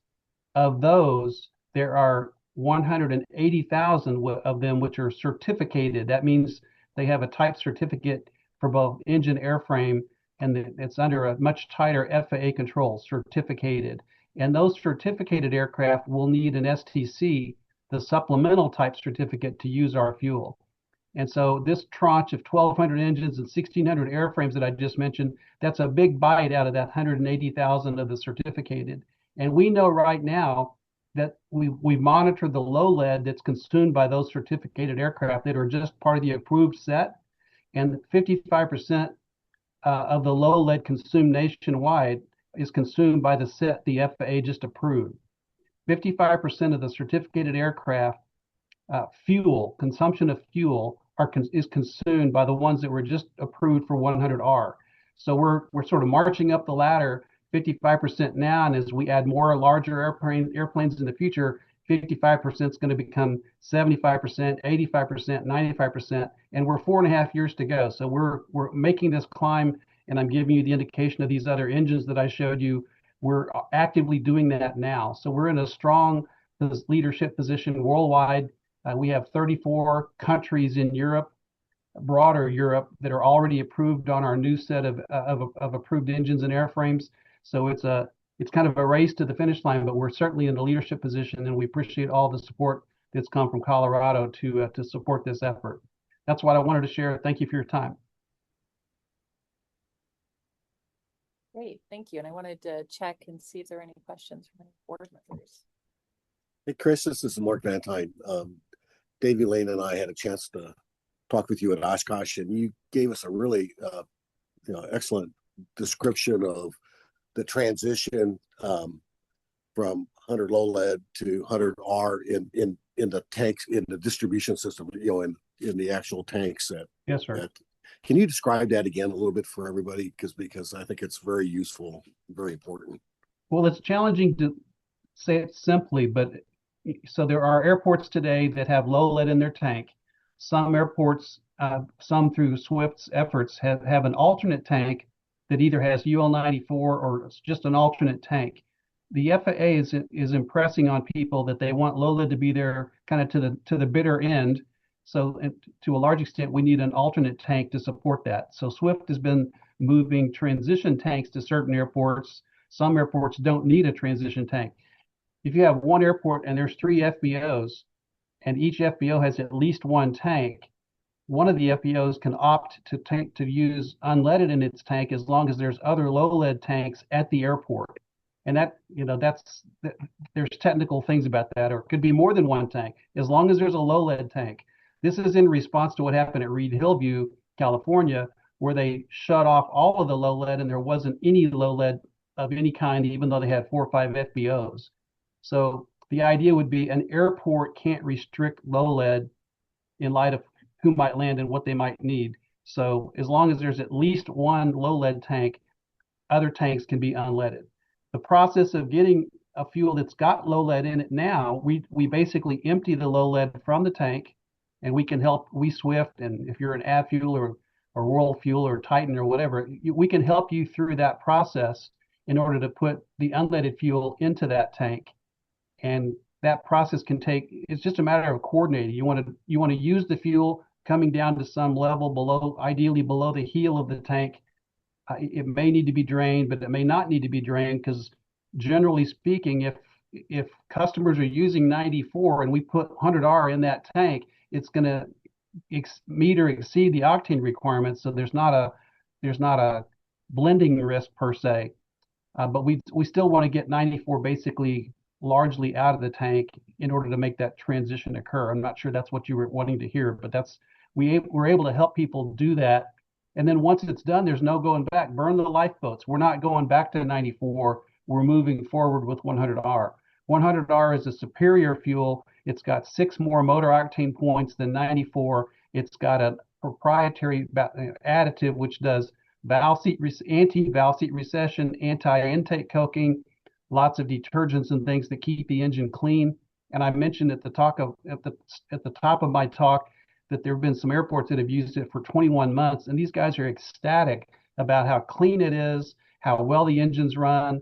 One of them talked about having not done an overhaul in 5,000 hours because he thinks it's so clean. Why would he want to do that? You know, pilots and mechanics are talking about the enthusiasm they feel about the unleaded fuels. So I don't want to overstate all that, but that's kind of what's happening.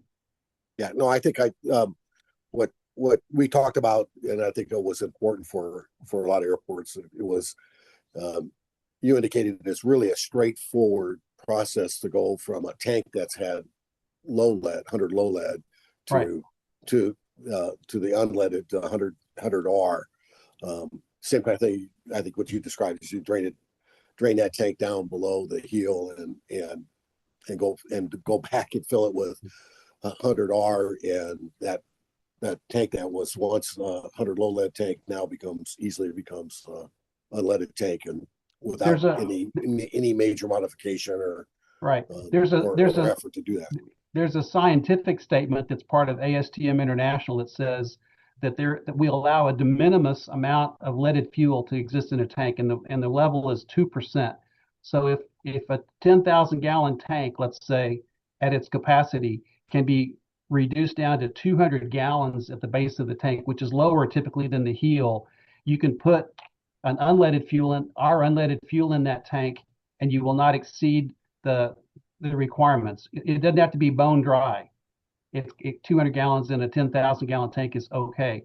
We generally encourage people to pump them out because we're worried about sediment and things. If there's been inactivity in a tank for some time, we don't want to inherit that sediment necessarily in our unleaded fuel. But there's ways we can get around all that. If you're working with World Fuel, Titan, Avfuel, Swift, all the major players know how to do all this, comfortably. It's not a major. Once you've done it, it's done. This is Trim Bizabo. Hi, Chris. Hi. Yeah, hi. Congrats on your new plane. Have you named it? And also, I think it says a lot that you flew to EAA at AirVenture in it. I think that's wonderful. I haven't named it, but I've got 2 or 3 options. So we flew it in the last 4 or 5 days. We flew it with comparing it to low lead, and somebody generated a ChatGPT analytical report, and it's fabulous. I mean, we're very excited about the future, what it holds, and there's all these myths out there and people that are throwing rocks and stuff about melting metal or all sorts of crazy stuff in social media, and we don't know how to shut it down. I don't argue in social media. It's pointless. You give 8 billion people a microphone, and whoever shouts loudest is the one that's going to get heard. And I just don't like that whole thing.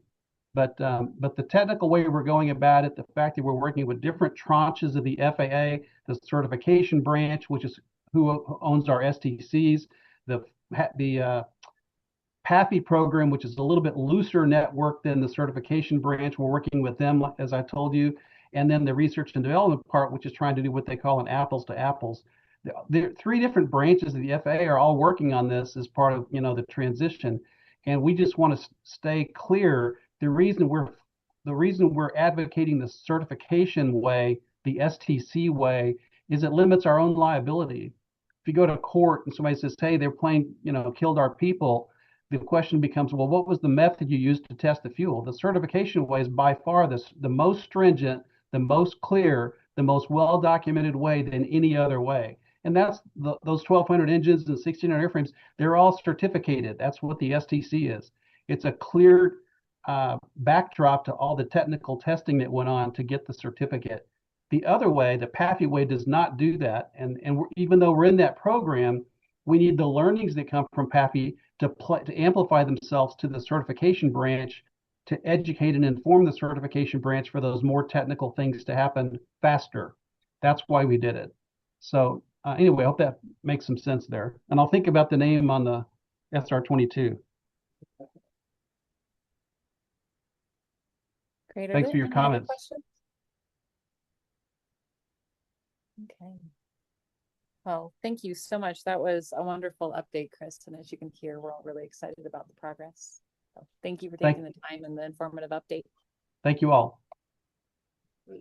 Next, we will go through our program updates. I think Hetty is going to start. Yes, thank you again, Madam Chair. Just wanted to highlight, I was able to attend the Douglas County School District Legacy Campus ribbon cutting, where they opened up 4 additional pathways to their campus, innovation campus, including advanced manufacturing aerospace, and they have like CNC machines and 3D printers, which is pretty awesome. But the biggest thing that I got to experience was the CAB approved flight simulator, the Redbird flight simulator that you see there on the far left and bottom middle.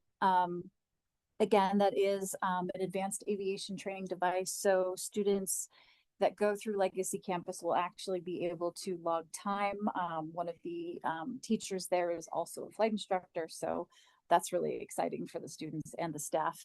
And you all had asked about the holes in that room that were kind of up above and what those were. Those actually are air vents because it is a simulation lab and it gets pretty warm in there with all the electronics. So that's exactly what it was. And it blows pretty cool air. So anyways, just thought that was interesting. And I'll just keep it short. Angelica and I are actually looking forward to coming back out here on September 25th. We will be here for the project takeoff at Den.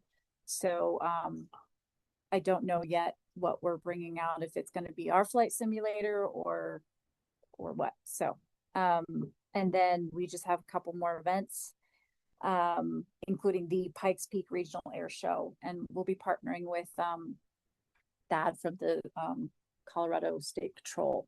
So that's it for my report. Madam Chair, if I might, I need to give Hetty a shout out. I think you all know, but I want to remind you all that Hetty is the current chair of NUSEO's Aviation Education Committee. So she, along with all of her peers across the country, are working on these things nationally. And it's really cool to see her in that leadership position. And it's a lot of extra work, and we appreciate her doing that on behalf of us. Thank you, Dave. You got it.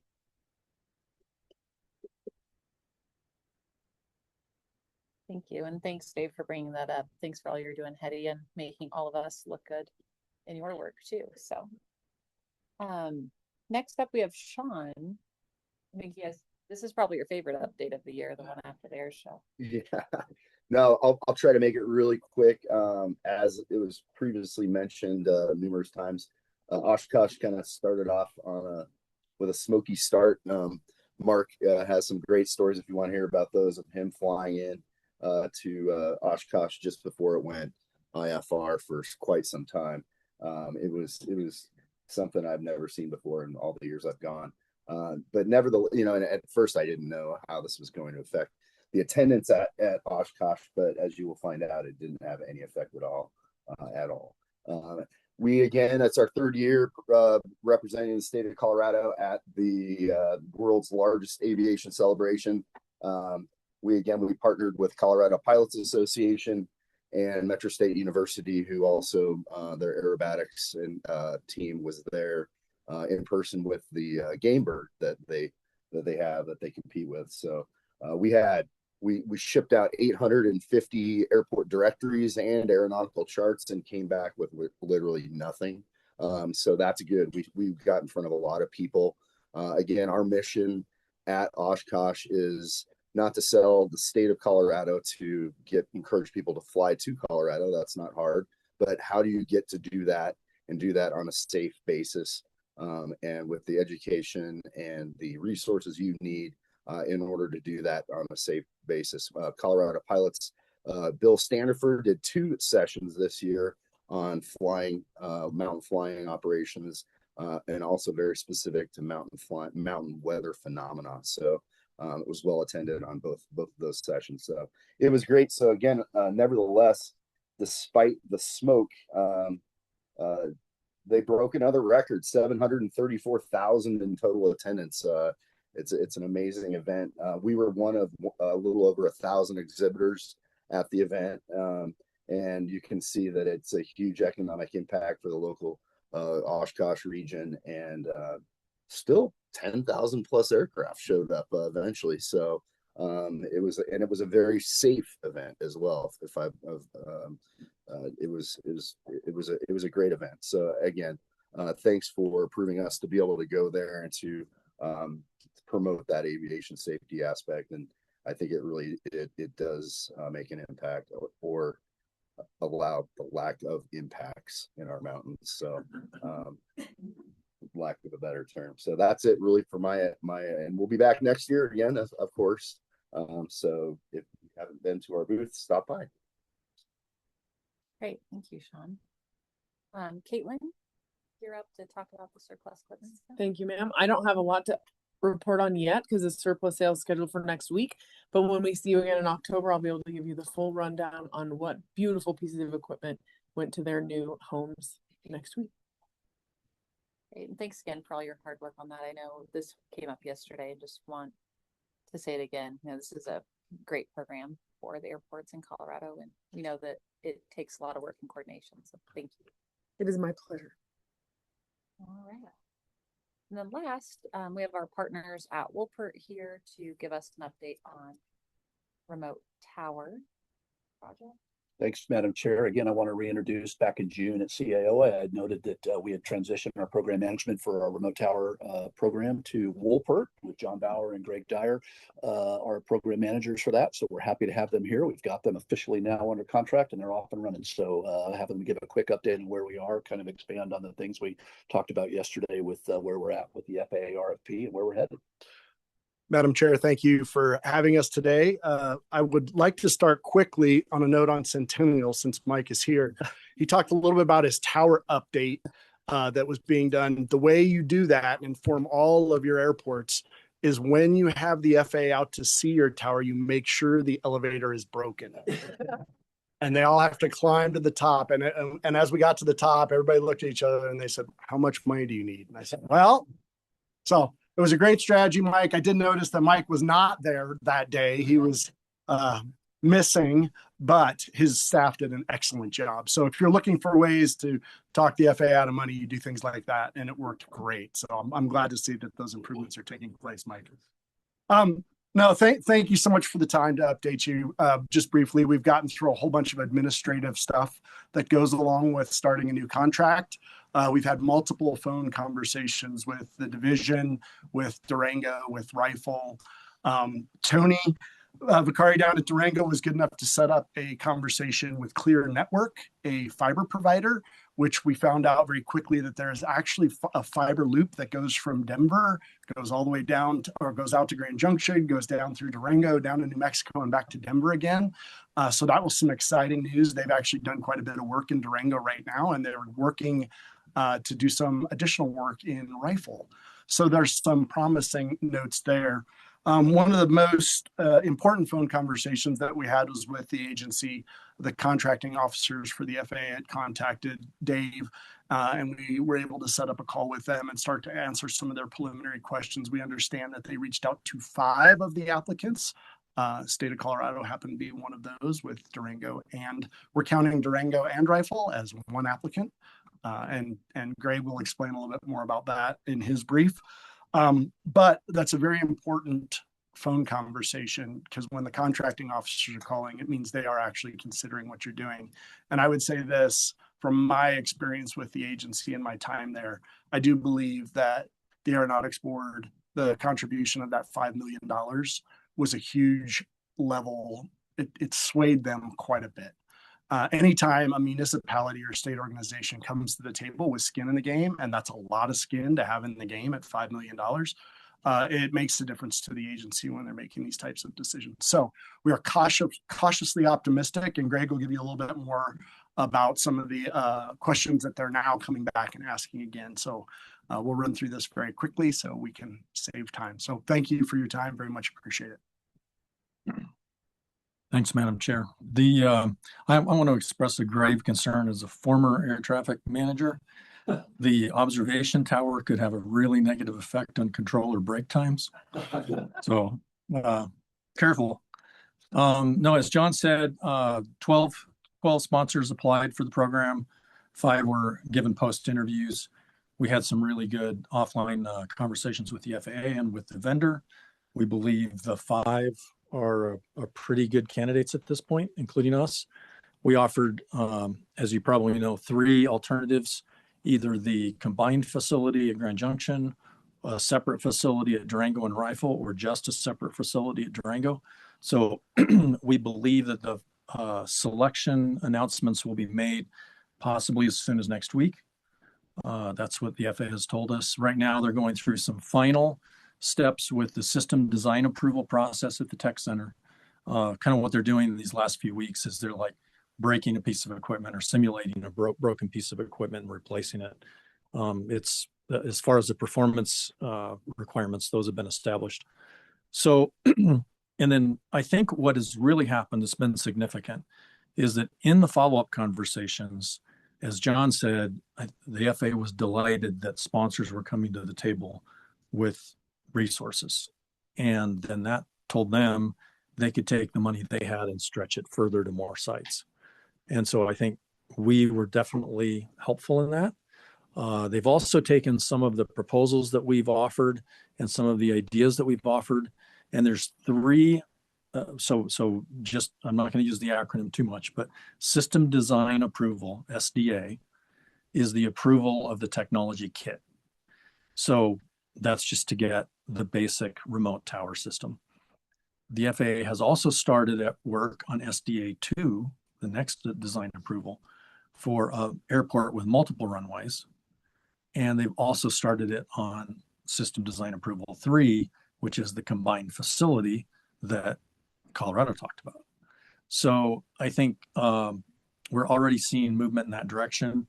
And we expect that's going to come on pretty quick. So September 9th is when we expect the first system design approval to be published. And before that, we'll have seen the final site selections. And with that, I'll take any questions. Thank you. Thank you, Greg and Don. Board members, do you have any questions? Can you talk a little bit about the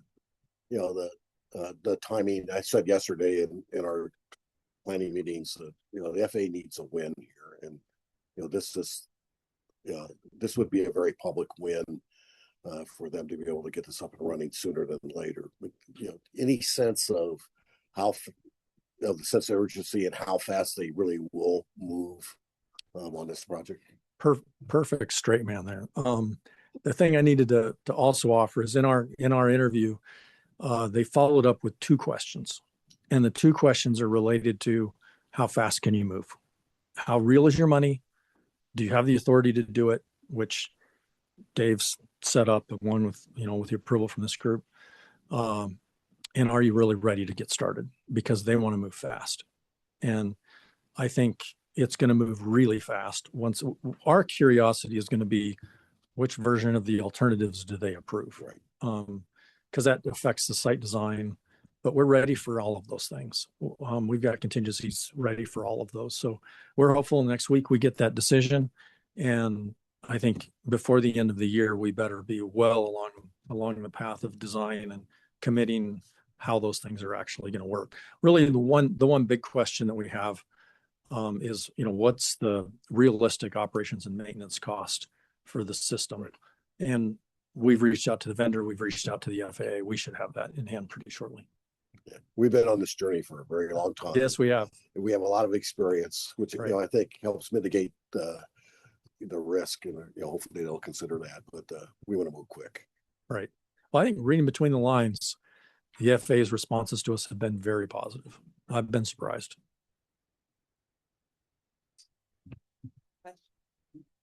Any other questions?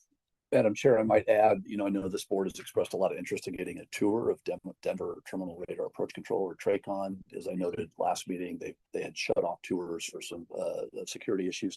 Turns out Greg knows some people, and so he's going to be able to get us a tour. And so shortly after this, Caitlin doesn't know this yet, we'll be putting up a doodle poll with some potential dates that you can all pick from, and we'll just pick the one where we get the critical mass, and Greg will help us get a tour set up of the facility, which is right down the street here.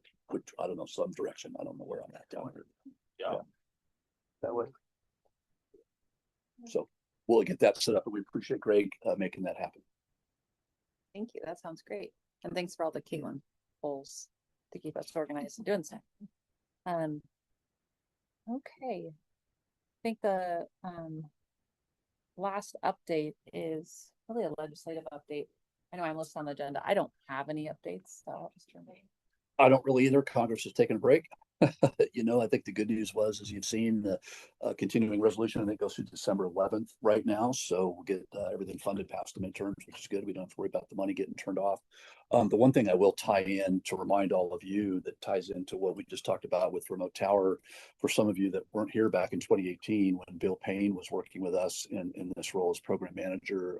I worked with Bill, and we worked really closely with Senator Hickenlooper's office because he's on Senate Aviation Subcommittee.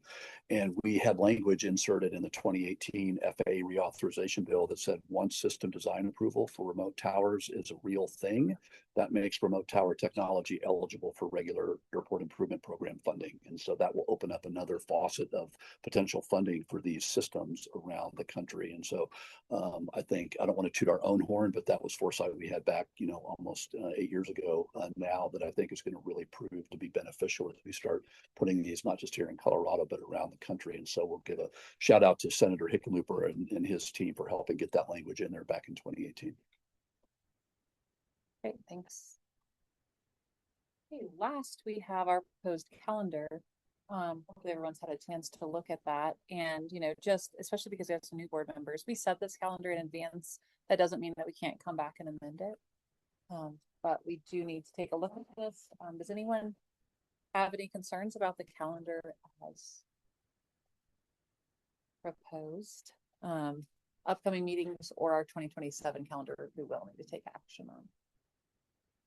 Madam Chair, as you noted earlier, Caitlin will reach out to all of you very shortly to get your plans for the meeting in October, and then work with all of you on logistics for lodging and travel and all of that. So watch for info from her. We'll get that nailed down sooner rather than later. Okay. And the last thing we need, Madam Chair, is approval of the 2027 CAB meeting calendar that you all got a little sneak review of yesterday. Are there any known conflicts?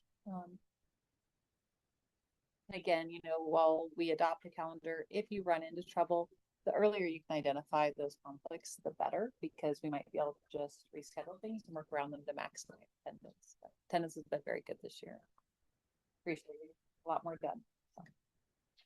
I'll make a motion that we accept the 2027 meeting calendar as presented. Second. It's been moved and seconded. Is there any further discussion? I will abstain from the vote since I'm getting booted off. By statute, by governance, not by the board. I'm voting. Okay. All in favor, please signal by saying aye. Aye. Opposed, same sign. Chair votes in approval as well. And board member Mark Van Tine abstained from the vote. I'm over here crying. Did you abstain from the vote as well? Oh. Y'all can still show up. Okay, any other matters, from my fellow board members? Okay, remind me, we have to move to adjourn. Okay, then this meeting is adjourned and now we can move on to lunch and our tour. Thank you, everyone. Thank you. And also. Oh, this is not my style. He's gonna take it from you. It's so much. Right, thanks. Haven't. I've done a lot of these. Missed you.